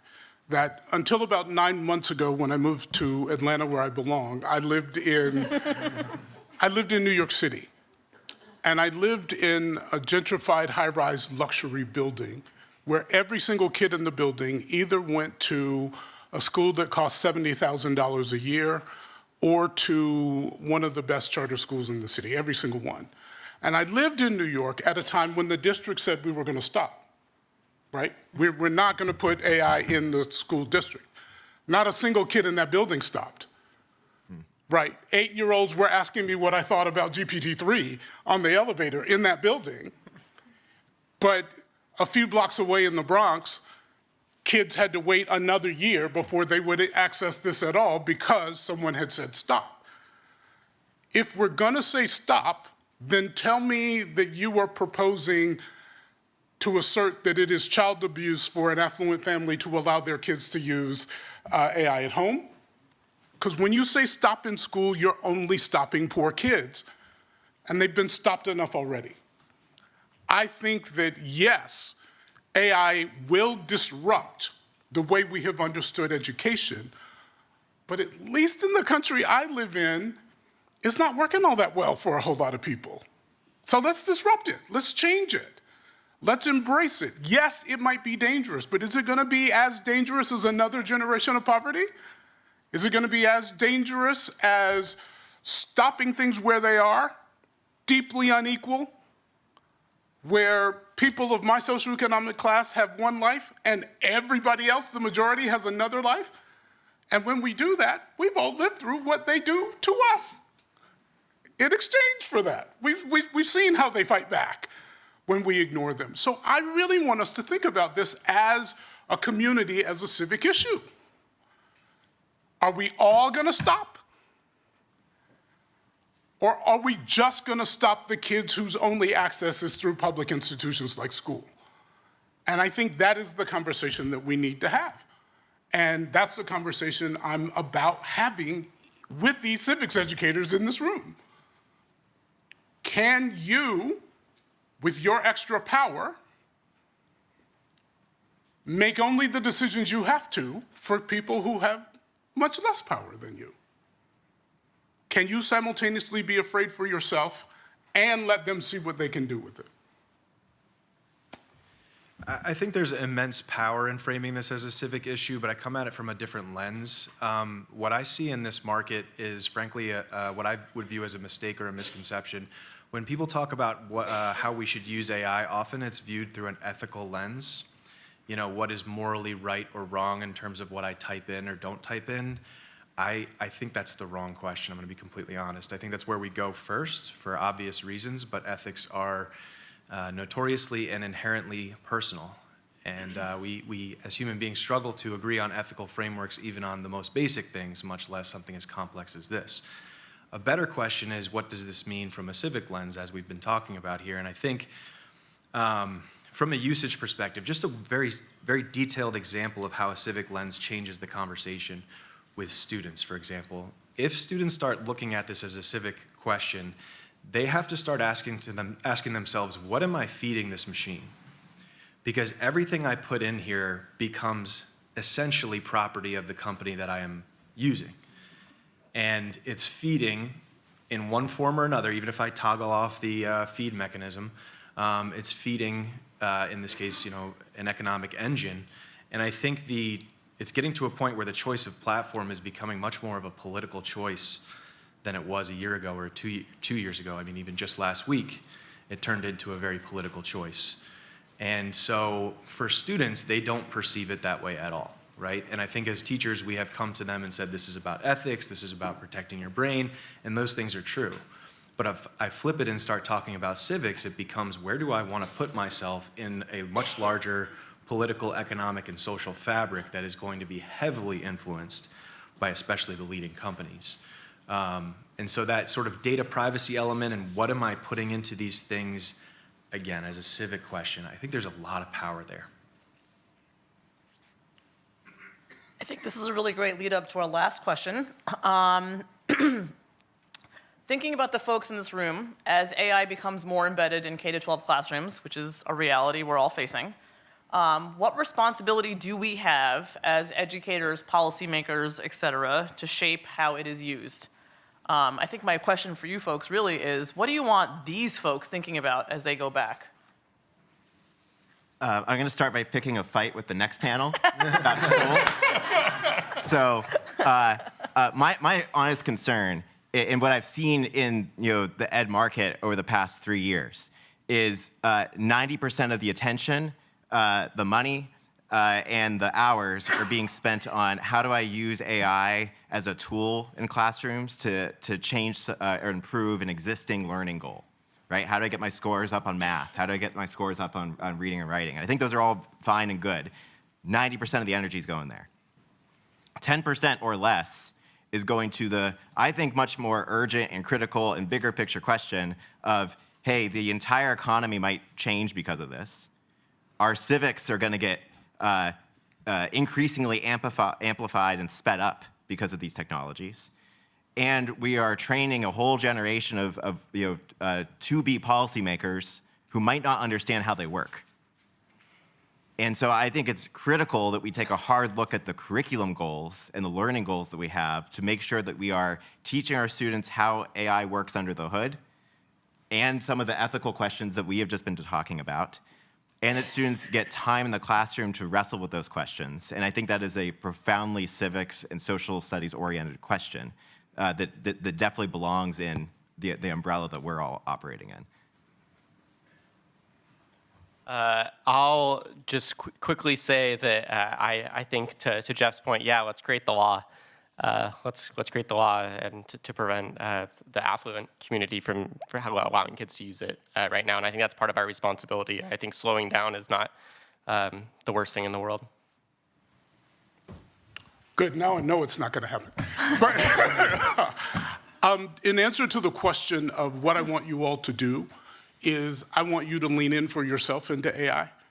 I want you to update every few weeks what comes into your mind when you hear AI. It is changing that fast. ChatGPT is almost exactly 3.5 years old. When it first came out, the California math standards came out, and I said, I know what I'm going to do. I'm going to take these 1,000 pages of PDFs and see if I can train a chatbot to answer questions for me, like how are they handling fractions in 3rd grade? And I spent all weekend and I couldn't do it. Today, I could build a website that did it on the way to the airport, on my phone. It has happened that quickly. So you, as people leading others who will spend their lives with this, lean in and see what it is. Form your own opinion. Imagine what you could do and do it. And think about that when you're deciding how to incorporate it into your calling of preparing students to be citizens in the communities that we care about. Yeah, I would 100% echo that. That was one of the things I had written down earlier. Brainstorm with AI a lot if you're not doing it yet. The rationale here isn't necessarily that AI will give you good ideas or it will solve problems for you. Maybe it will, maybe it won't, but you will understand the tool a lot better, to echo Jeff's point. And we can't teach our students what they are dealing with if we don't understand it ourselves. So if there's anything kind of holding you back, let go of that. I really think you got to brainstorm with it a lot just to see what you're dealing with. And the only other thing I wanted to add, if you are a teacher in the classroom with students and you're having conversations about this, I would urge, this gets a little tricky. Zarek might get a little mad at me on this one, but I think we have to start talking about what our relationship is to the technology. And we need to teach students to, I'm not saying as a friend, I'm not saying as a girlfriend or a boyfriend, but they have to think about this not as a neutral tool or neutral hammer or something like that, but rather something that they are going to develop some kind of a relationship to, the same way we have a relationship to our smartphones, our televisions, our computers, etc. And if they use that word, what do I want this to be in my life? That is a much more nuanced and metacognitive way of approaching it than saying, what should I hit with it? Because it's a tool. So that's where I'll end. I'll respond. Yeah, go. Given my Yeah. name. You know. Yeah. Have to get an opportunity, right? But I wanted to actually address I think the theme that I heard that both you say is, the one thing I don't want the takeaway from this panel to be is, oh my God, I got to figure out everything tomorrow. Right? Because we know that AI tools are going to keep changing like really, really fast. Every week there's a new headline about this model can do this now, and this model can pass the bar exam, and that model can, is now Einstein. I don't think that's a relevant framing for school leaders, because we're operating on a much longer timescale than that. Right? We have to make decisions today that are going to affect kindergartners, so our time horizon is at least 12 years. And so we had to be thinking about learning targets and learning outcomes that are going to be durable over a 12-year period. I think the way that I've been thinking about this from an education planner's perspective is AI is the latest in a wave of many digital technologies that we have not changed the curriculum for. We haven't really reconciled with the fact that you can Google anything now, and that you can Google most things that are covered on standardized assessments. Right? If you can Google it, it probably shouldn't be on a test. That happened 20 years ago, and yet we haven't really meaningfully changed the curriculum for that reality. Like, AI should be the last, kind of death nail in the coffin of memorization. But I don't think we've wrestled with that much larger problem. And so I want to encourage you all to play with the tools, as Jeff said. And I think playing it with yourself to get over that fear is important. But I would take a much longer time horizon view of the changes that are undergoing. And I think that will help with clarity around how to change the curriculum and how to adjust the experience for your students. All right, thank you. Thank you.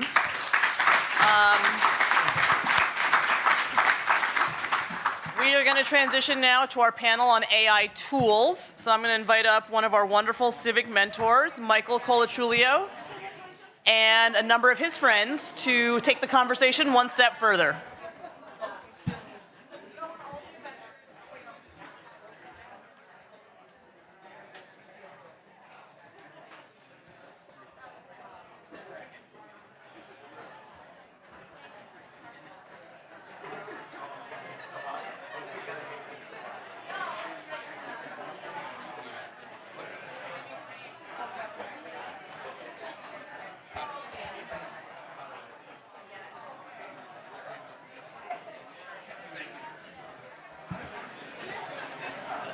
Any particular order? I don't think so. Let's see if it pulls it up. I think if you guys care to match your picture, it goes Carly, Tim, and Ed, but it doesn't. Oh, it's me? Okay. I go here or I go I don't here? know. Yeah, you go first, and then Tim, and then Ed at the front. Okay. We'll get cozy. We're matching up our pictures. Yeah, okay, great. Yeah, we're good. All right, good afternoon, everybody.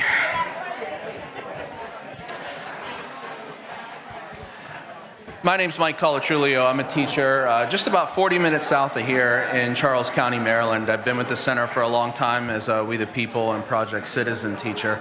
And I would like to thank the center for the opportunity to be here and share such an important question. And I'd like to thank the three people to my left for collaborating over the last couple weeks, and they have some amazing things to share in this world of AI. So if you guys would briefly introduce yourselves, and then we'll get into our topics. I can go first. I'll do my best to briefly introduce myself. I feel like it's been a privilege to been here the last 2 days and be the last to go, because I now my head is swimming with things. I wear two hats. I'll briefly just shout out our work in Kentucky. In my free time, I don't have hobbies, I have civic education. So in Kentucky, I lead a lot of programming around civics, including I spearheaded the Kentucky Civic SEAL, which is still the only SEAL open to elementary and middle school students. So if anyone wants to talk about that, please hit me up. My day job, I'll give you a little bit of my background of how I got there, because I think it'll be good context for what we're talking about here today. I am a former classroom teacher. I taught in Lexington, Kentucky, where I'm based. I left the classroom to go back and study education sciences, where I got my doctorate at the University of Kentucky, and studied with the C3 framework team, which a number of people have mentioned here. Instead of going into teacher education, I felt really led to continue my work into learning science, learning design. I left that program and spent some time in education technology, working for other people. Saw how the sausage was made and realized I needed to be working for myself. So I started an organization called Common Good with some colleagues. Yay, Common Good. And most recently, which is what we'll be talking about today, we launched a partnership with iCivics called gooded.ai, where we host a curriculum there, like iCivics curriculum, and also have a host of teacher AI-empowered tools. So yeah, that's it. Sorry, that wasn't short. I might go a little longer. I'm sorry. Oh, no. Hi, my name is Tim Lent. I'm the Professional Learning Manager for quill.org. I am a former high school and middle school social studies teacher. I also wrote curriculum and did PD for New Visions for Public Schools. Thank you, Runa. And Imagine Learning, and before coming to Quill, just like 5 months ago, but I still am super excited about it. Quill.org is a nonprofit organization. It was founded over 10 years ago with the goal of helping students become stronger readers, writers, and critical thinkers. And we do that by creating free literacy tools for all of you to use. We really do that in two ways, by engaging students in learning to write and then writing to learn. And we focus on a problem that all of us face in the classroom, which is that we're outnumbered. There's one of us and 30 of them. And the best way to improve students' writing skills, and any skill really, is through feedback. And the more immediate and personalized that feedback is, the better. And since I can't get around to all of my students while they're working on their assignments and give them their feedback on their writing right when they're doing it, we turn to technology to try to solve that problem. We built our own AI 6 years ago, before the large language models came out based on machine learning. And the goal for that is to, sorry, I'm obviously losing my space in my things. So we developed our own. And what's special about it is I mentioned the 5 months. Like, I'm just pretty new to the organization. Is that we develop it in a really specified way that speaks to what Mike mentioned in the previous panel about narrowly applied AI. Our tools are based on the Hockman writing method, or the writing revolution, which some of you might be familiar with. Our curriculum team writes these activities and then writes hundreds of possible student responses. They're all former teachers. Then teacher feedback to help those students improve their responses over time. We test out these activities in classrooms, we get thousands more responses, and then we train our AI to make sure that it's choosing the correct feedback for the correct response. In the end, we end up with a tool that gives students an individualized tutor. It's not just like a lightly coded version of ChatGPT or something like that. It's a really heavy wrap. Like, our prompt is 8,000 words with tons of examples of what to and not to do. So that it's not pulling from someplace on the internet, hallucinating or something. It's pulling from all these examples that have been tested in classrooms, narrowly applied to help kids become better writers. That's our goal. My name is Ed Fickley. I've been a teacher for like 35 years. And social studies, I've been involved with Janice Kaiser in the Tennessee Center for Civic Learning and Engagement for 20 years, taught We the People, Project Citizen. I've been a mentor for them. I'm also an adjunct at Bryan College in their Masters of Education program. And so this is something that really has been, when dealing with AI and AI tools, something that I've been really engaged with for a number of years now. And so our system has let us loose. You know, they want us to explore and they want us to do that, but there needs to be a framework and a guidance and as we move forward. And I think that's where we need to start wrapping our minds around is what are our expectations as teachers of how to best utilize AI and also how to prepare students to best use it as well. Because that's the future. Pandora's box is opened, and now we have to figure out what is going to be best in the realm of education for not only students but also for teachers and then our communities as well. Because we're always teaching the future citizens and participants of our communities. Okay, thank you guys very much. I appreciate it. So to kind of go over our context here, we know AI is changing rapidly. We know it's being used in school.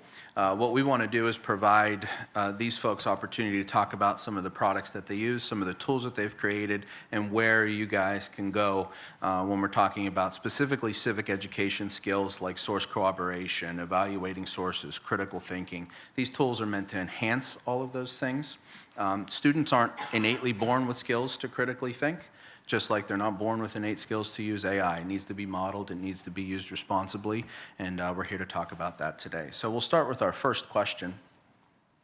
How can AI tools be used to enhance the inquiry-based design that a lot of us are familiar with in social studies classes without diminishing student engagement? Well, I can kick us off. I don't know if we're going in a line or what. One thing I do want to shout out is Tyson, who led our table at lunch. If you want a crash course in how AI works, I think he did a really good job of breaking that down. But one of the things I think is always important to remember about AI is that it is a tool. It is not a magic button. If we treat it like a magic button, we're going to be sorely disappointed. I often use the analogy that I can't build a house. So if you give me a screwdriver, I can't build a house. You give me a power tool, I can't build a house. However, you give my father a power drill, he can build a house. He can build it with a screwdriver too. It's just gonna take a lot longer. It's not gonna be as precise. But with a power drill, he is supercharged. That's how we need to think about AI and AI tools, particularly when relating to teachers. So our tools and the tools that we build are really grounded in that idea of them being power tools for teachers. That, again, you give a power tool to someone who doesn't know how to use it, they can hurt themselves. But if we're kind of jumping off of one of our previous sessions about professional learning, if we think of AI as a way to lean into professional learning, as to embolden teachers to do the good work we know they want to do, it can be just world opening. I was having some conversations with folks about teacher-proof curriculum and the idea that teachers want a script because they just don't have time to build curriculum. I know so many teachers who love just reading off of a piece of paper each day. That's not what teachers want. And what we're seeing in a lot of AI tools is they're replacing the things that we know teachers want to do and need to do. If AI replaces the human, then we're heading to the Skynet situation. And that's Terminator reference for us old folks. Yeah, the old folks are like, yeah, I get it. I've seen the future. I've seen the future. So when it comes to inquiry-based learning specifically, we can build AI tools that are informed on good pedagogy and what good inquiry learning looks like. I have worked with thousands of teachers at this point in building inquiry curriculum. I have a process, I have frameworks, I have lots of scholarship that's in my brain as I'm going through that. Well, now I can train AI to support in that process. So AI can make me much faster, it can make my teams much faster, and when you're much faster, what are the things you can do? You can make your materials much more adaptable, much more appropriate to the kids in front of you. When I was a classroom teacher, I sometimes had a class of students who spoke 10 different languages, and I did not have ELL support.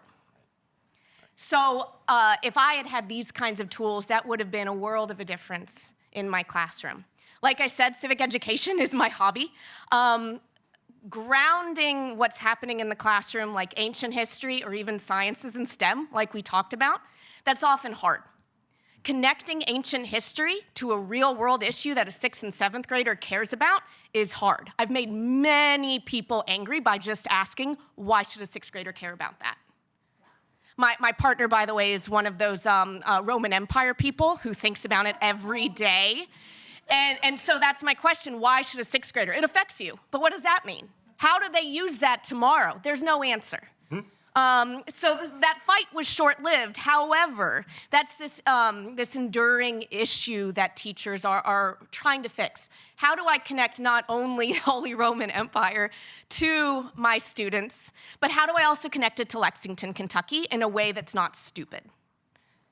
And I say that because there's a lot of silly ways we can connect things, but how do we make something meaningfully and authentic connected to your students to something they care about?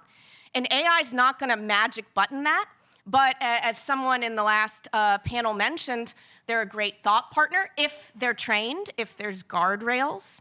It can, again, make you supercharged to do those customizations that you know and that scholarship has said for decades are the things that make a difference. I tell my students, both in the middle school classroom and also in the university level, AI can do basically two things. It can do the work for you, or it can make you smarter. And that's where we really want to go with this. And so when it comes into inquiry-based learning, and we think specifically, with the programs like We the People and Project Citizen, it can be a help for the students to focus. It can do a lot of the grunt work in order to do the research, but it really shouldn't be doing the analysis. It shouldn't be doing the synthesis of bringing these things together. That's where it's doing the work for you. We should also make sure that we maintain a level of transparency. Students need to know that if you're allowing them to use AI, that you have set a framework of expectations for them. And they are going to have to be able to use the AI appropriately. They have to reveal how they're using it.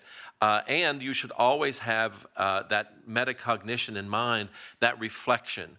It's a continuous process, which with Project Citizen, that's built in. Because that ideas of doing a constant reflection, but that's also something that I expect my students to be doing with We the People as well. They need to be wrestling with those ideas, and while they're writing, it's not about the end product; it's about the process. And I really see that we are at a paradigm shift. Up to this point, schools. And the way we grade, and we've heard about how quantitative versus qualitative, we've been geared towards the industrial age up to this point. We're having a paradigm shift into the informational age.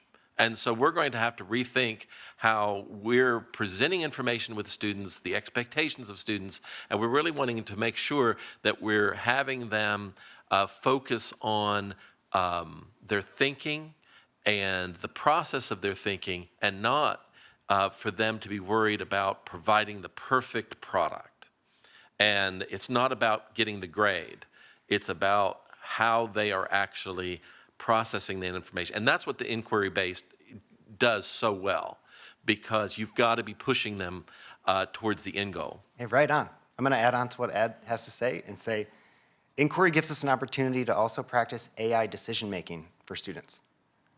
You present them with their prompt that they're going to try to answer. You can kind of storyboard out what the process is going to be like to gather your evidence to establish your claims. There are opportunities in that process where students can decide if, when, how, and why they might utilize AI tools. One thing I'd like to jump off that you said, Ed, you said something to the effect of it's not perfection, it's the process. I see AI as a great opportunity to further lean into good pedagogy in a way I feel like we've leaned out.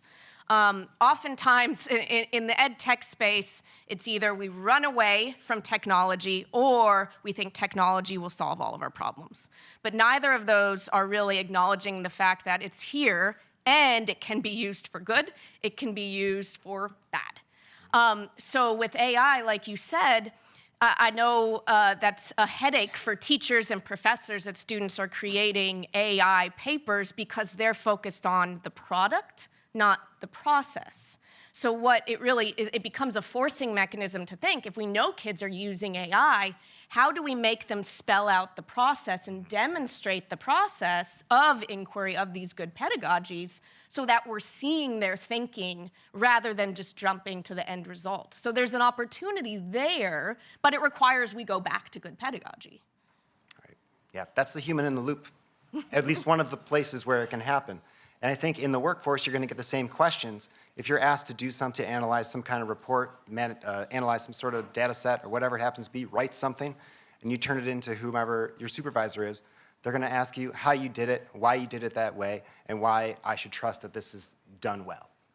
And I think that's something to integrate into the classroom as well.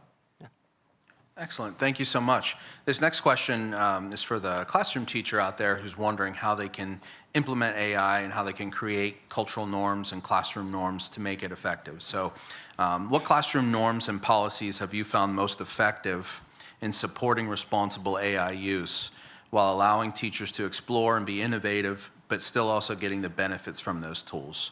And then just they leaned backwards like I'm supposed to answer this question. We'll riff on what you say, but you're the classroom teacher. I'm used to teaching my students that same process of leaning forward in the We the People simulated congressional hearings, and they leaned back. So we know the experts. As I mentioned before, you do have to be honest, and you have to have a plan. My mantra has always been, you have to be purposeful in your plan.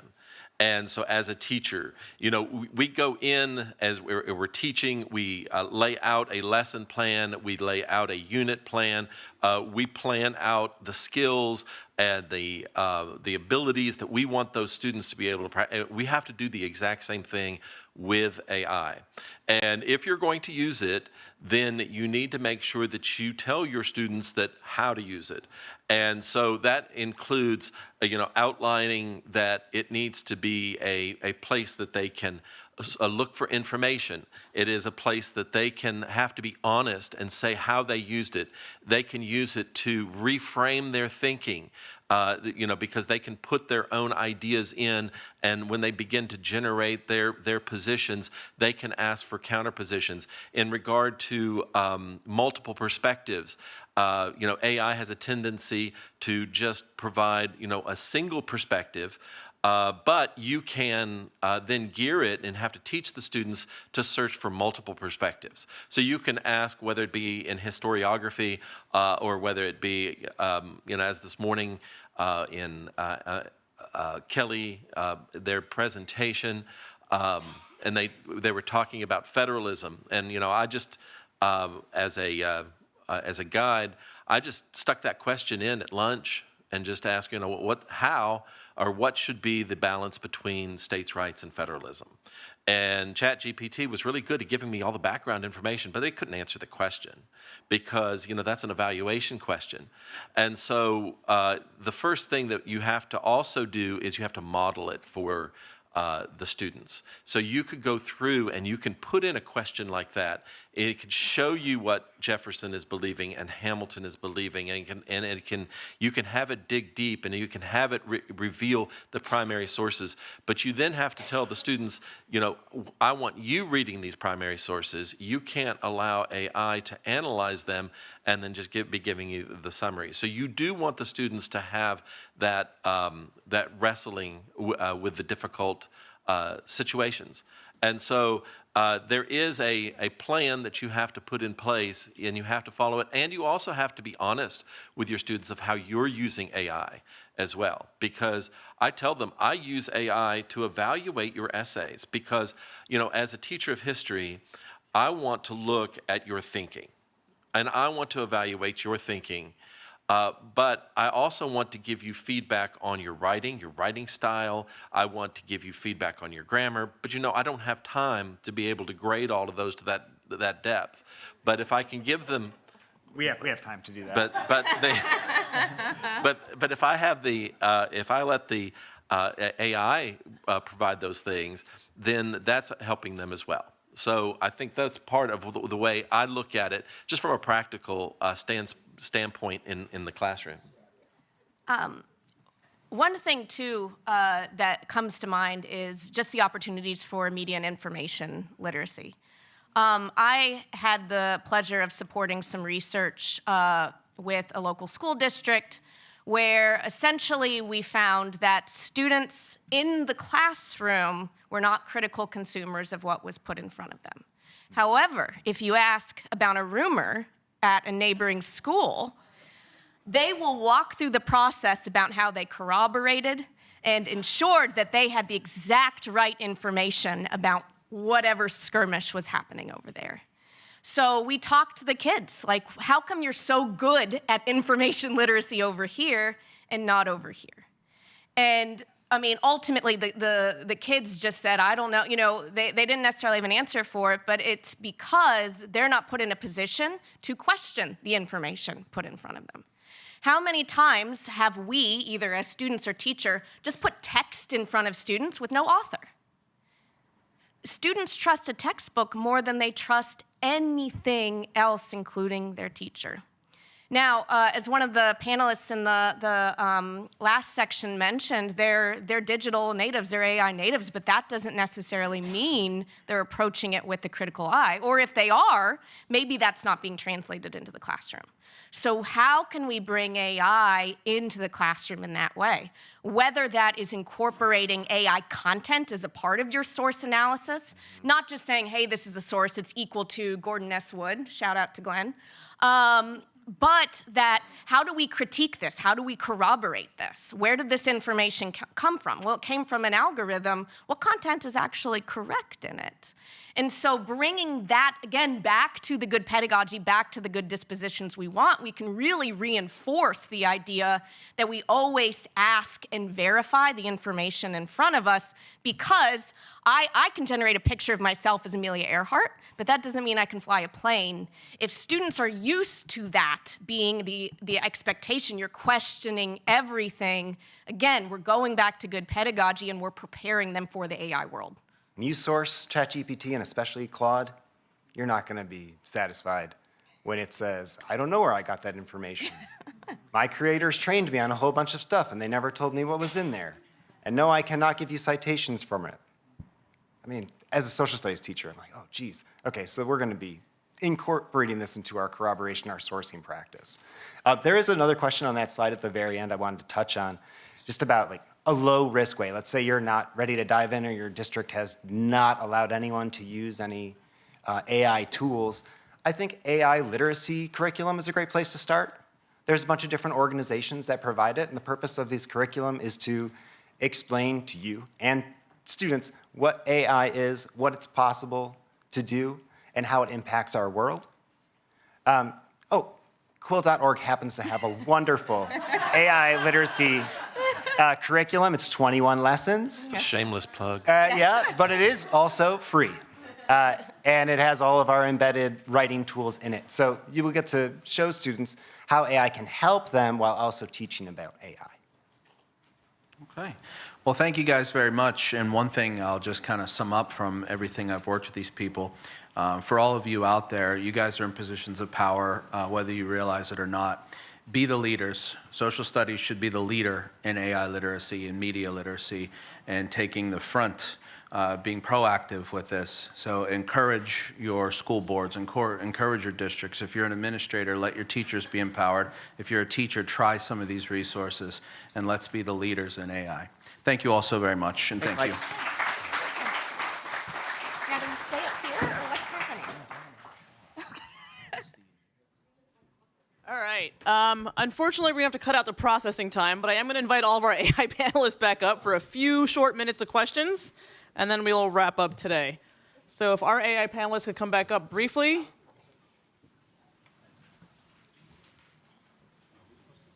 Yes.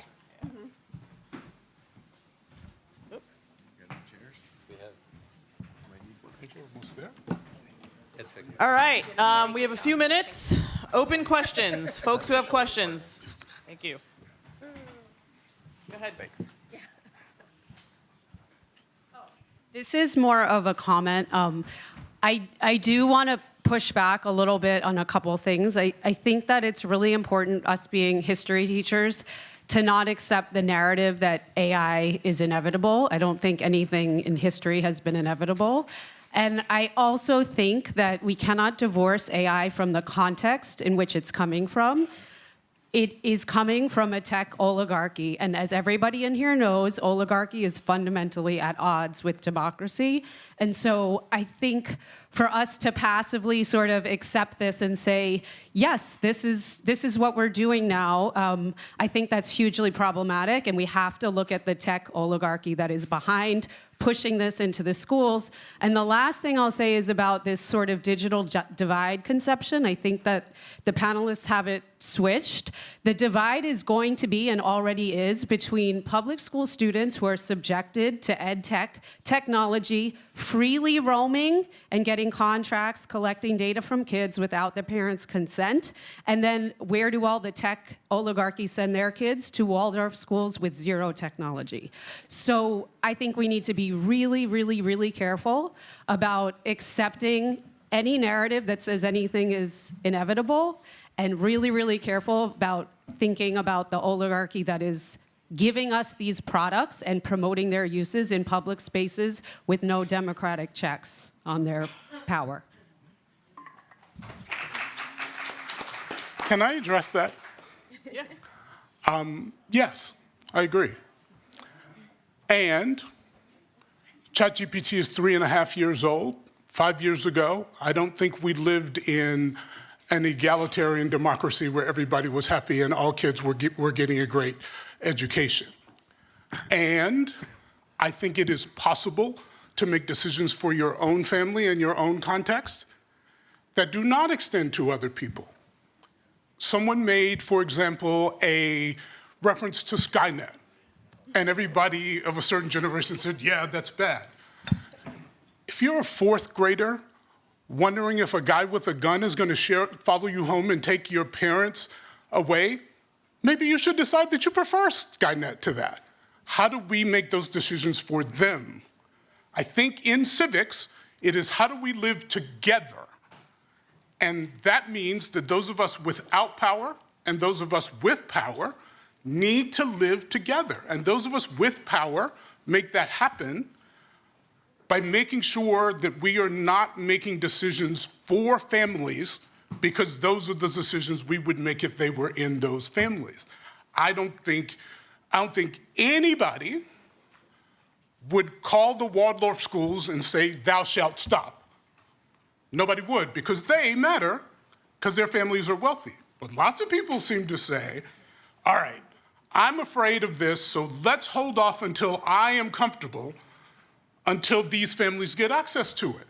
The point of civics is that there are debates. We don't think as one, and that the point of democracy, which I believe is a verb, a present tense verb, is that we need to have everybody having their voice magnified as much as possible.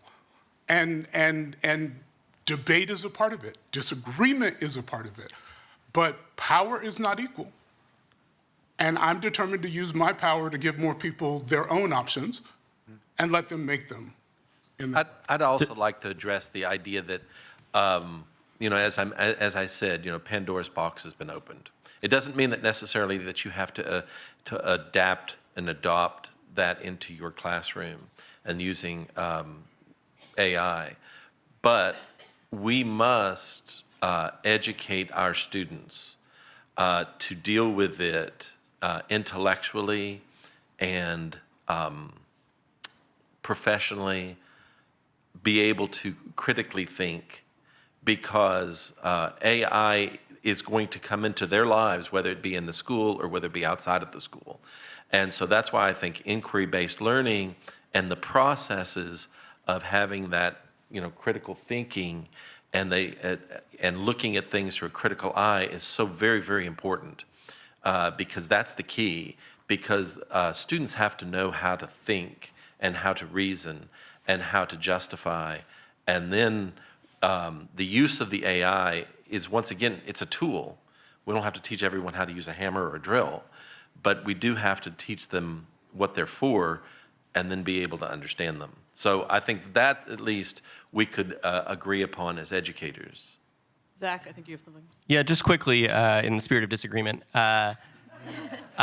making the choice to allow AI in schools is making a choice for families, just like making a choice for AI not to be in schools is making a choice for families. So either one of those stakeholders, legislators, are making choices for families.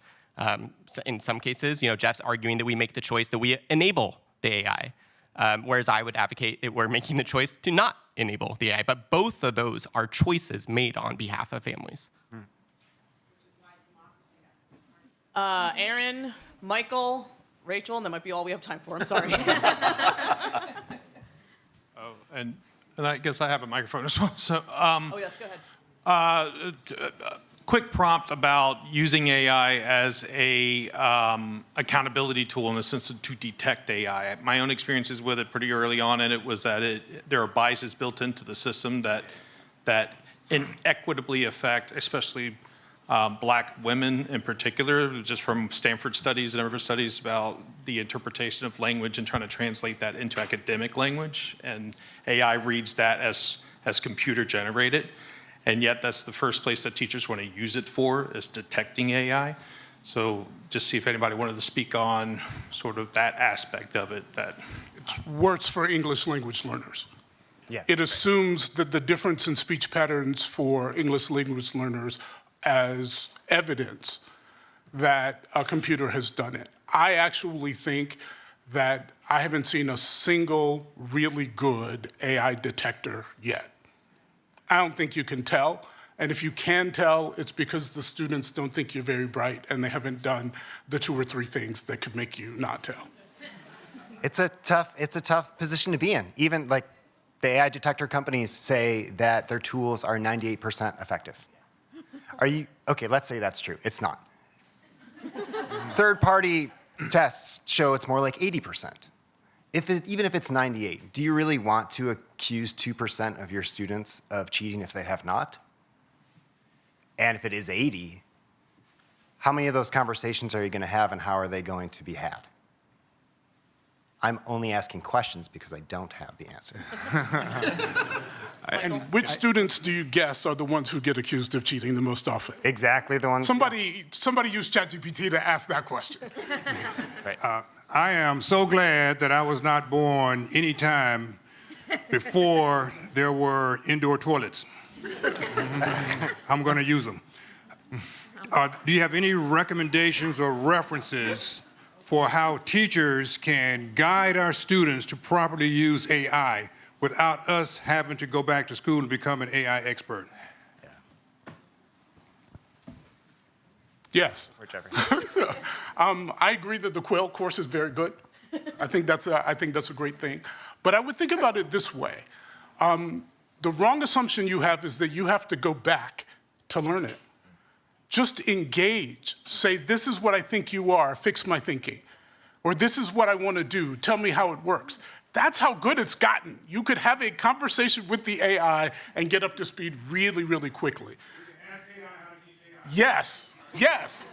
And I would point you at AIEDU. Yes, yep, agree. .org. I would point you at playlab.ai.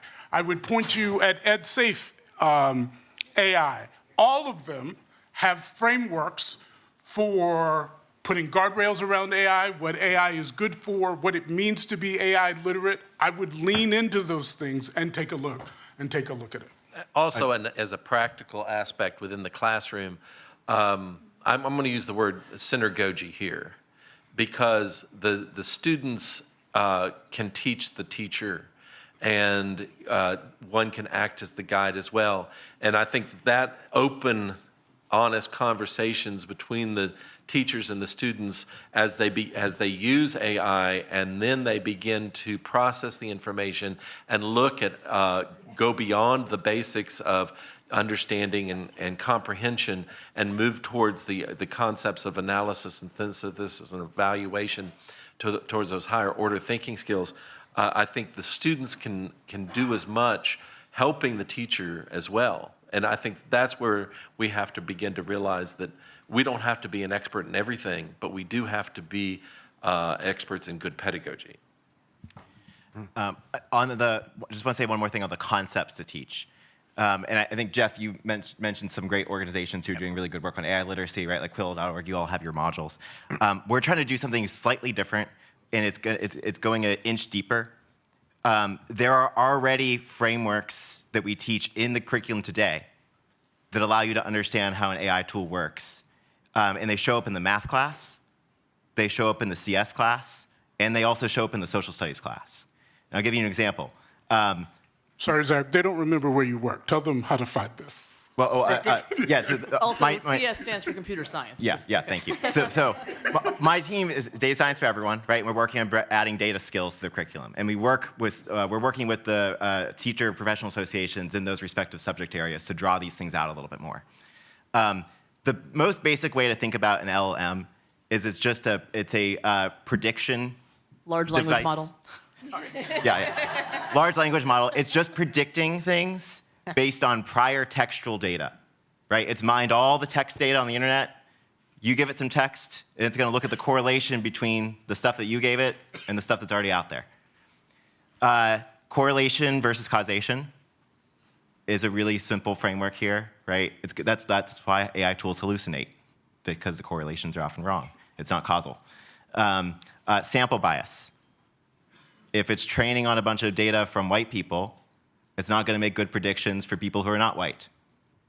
Right? There's a bunch of those examples where it's like we already teach some of those basic logical thinking skills in the curriculum. It shows up in your stats class, or it should. There's things you can teach in social studies around, where do you get high quality evidence to make a first principles argument, right? I would think about these things as correlation devices. They're just drawing little associations between patterns that exist in the world. That's all they are. I want to get people to that level of understanding, which is a little bit deeper than just, check your sources, right? I think we need to go a little bit deeper. Rachel, Aaron, and then we really have to wrap it up. I'm sorry. One of you go. So the waterboarding question. What we learned at Guantanamo Bay is if you torture somebody with waterboarding, they will give you an answer that you want. AI is programmed to give you an answer, even if it has to hallucinate to get there. So we had a court case in Connecticut where a company, a law firm, ran their stuff through AI, and they ended up creating court cases.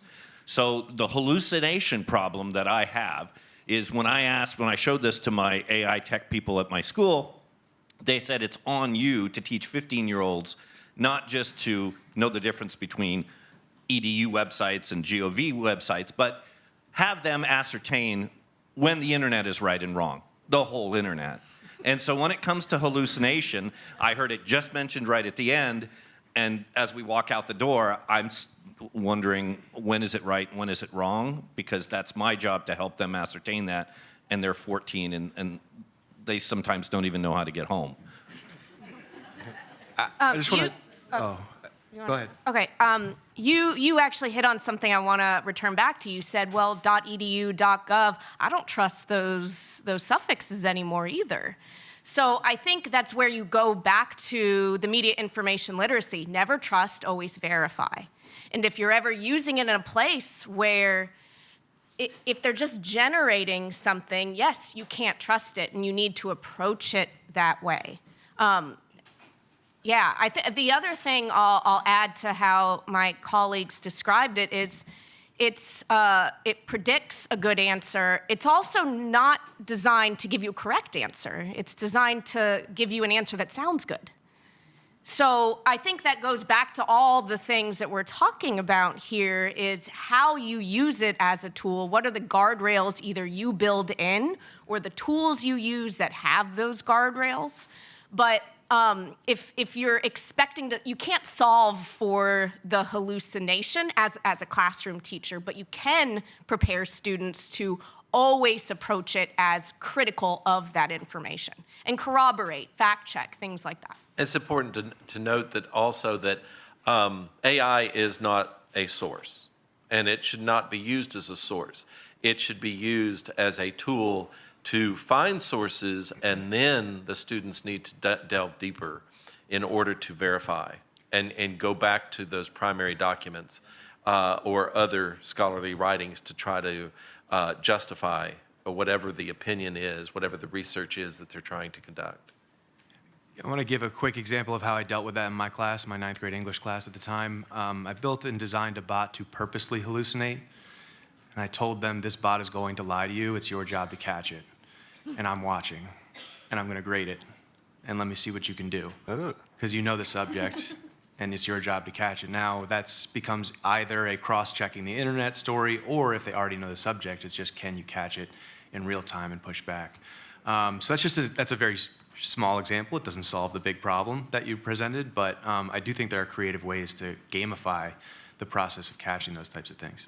I mentioned earlier that it's really hard to see what the sources are that the AI are pulling from. I'm not quite sure if asking just a factual question, like, is what a lot of people use AI for is the best use for that tool. Because the sources that we are able to understand that it pulls from most are Reddit, YouTube, and Wikipedia. And so if that's not great. All right. So I think if we're using this in my class, I'm going to be super specific about the purpose with students. If we're brainstorming, we're coming up with ideas, not like for factual information. If we're looking for factual information, we're going to go to We the People, or we're going to go to the primary sources we're analyzing. And then maybe if we're producing something, we're writing something, maybe we're going to the AI for a little help with that. But being super specific on it helps.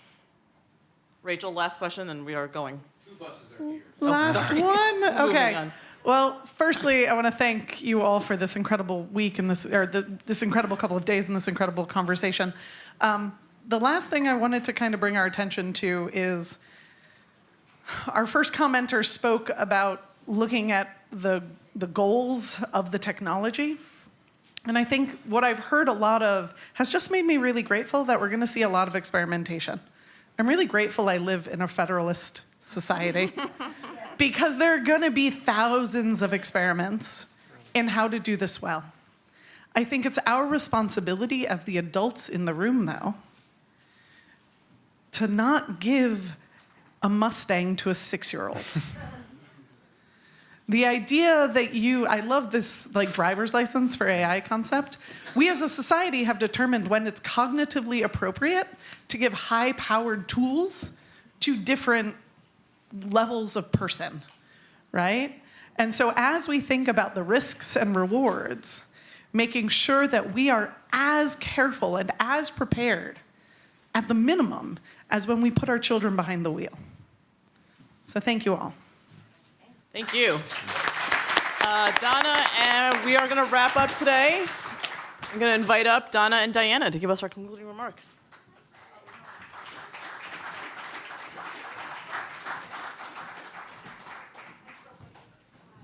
I like to be very cognizant of the time. I actually had quite a bit prepared, but we'll follow up. We're going to prepare an executive summary of what happened here, and we'll be able to distribute that. And I'm going to welcome, my team is going to welcome, we'll send something out to everyone for more of your feedback about what kind of key takeaways you had, and also what new frontiers in research or what kinds of research would you like. But just to quickly kind of end, I'd like to thank all of you for being here, the panelists, all of you that have been here. It's just been such a privilege and just such a grace to have you all here and to learn so much from you over these past 2 days. I'd also like to thank my team, my CERL team. There's one person here who's Patrick over there. I just learned of all the things he had to deal with yesterday, there were some which were unpleasant, including running to Wisey's and having to buy paper towels for the men's room. But anyway, and I would absolutely like to thank our partners, the Center for Civic Education, and to recognize Elisa for all the hard work that she did putting this together. And because this is a Jesuit school and we're very cognizant of time and letting people get to where they need to go, I'm going to quickly turn it over to Donna. Thank you, Diana. I echo all of your thanks. I want to make one additional recognition, which is Gary Wise from our center team in the back, helping us with our wonderful slides and tech. You've had a chance to meet everyone else from the center team here. Yes, I have pages and pages of pearls of wisdom to end with, but with the executive summary we'll be sending out, you will have the benefit of those pearls in writing forevermore. I just want to leave with 2 thoughts. Let me find which are the most perfect 2.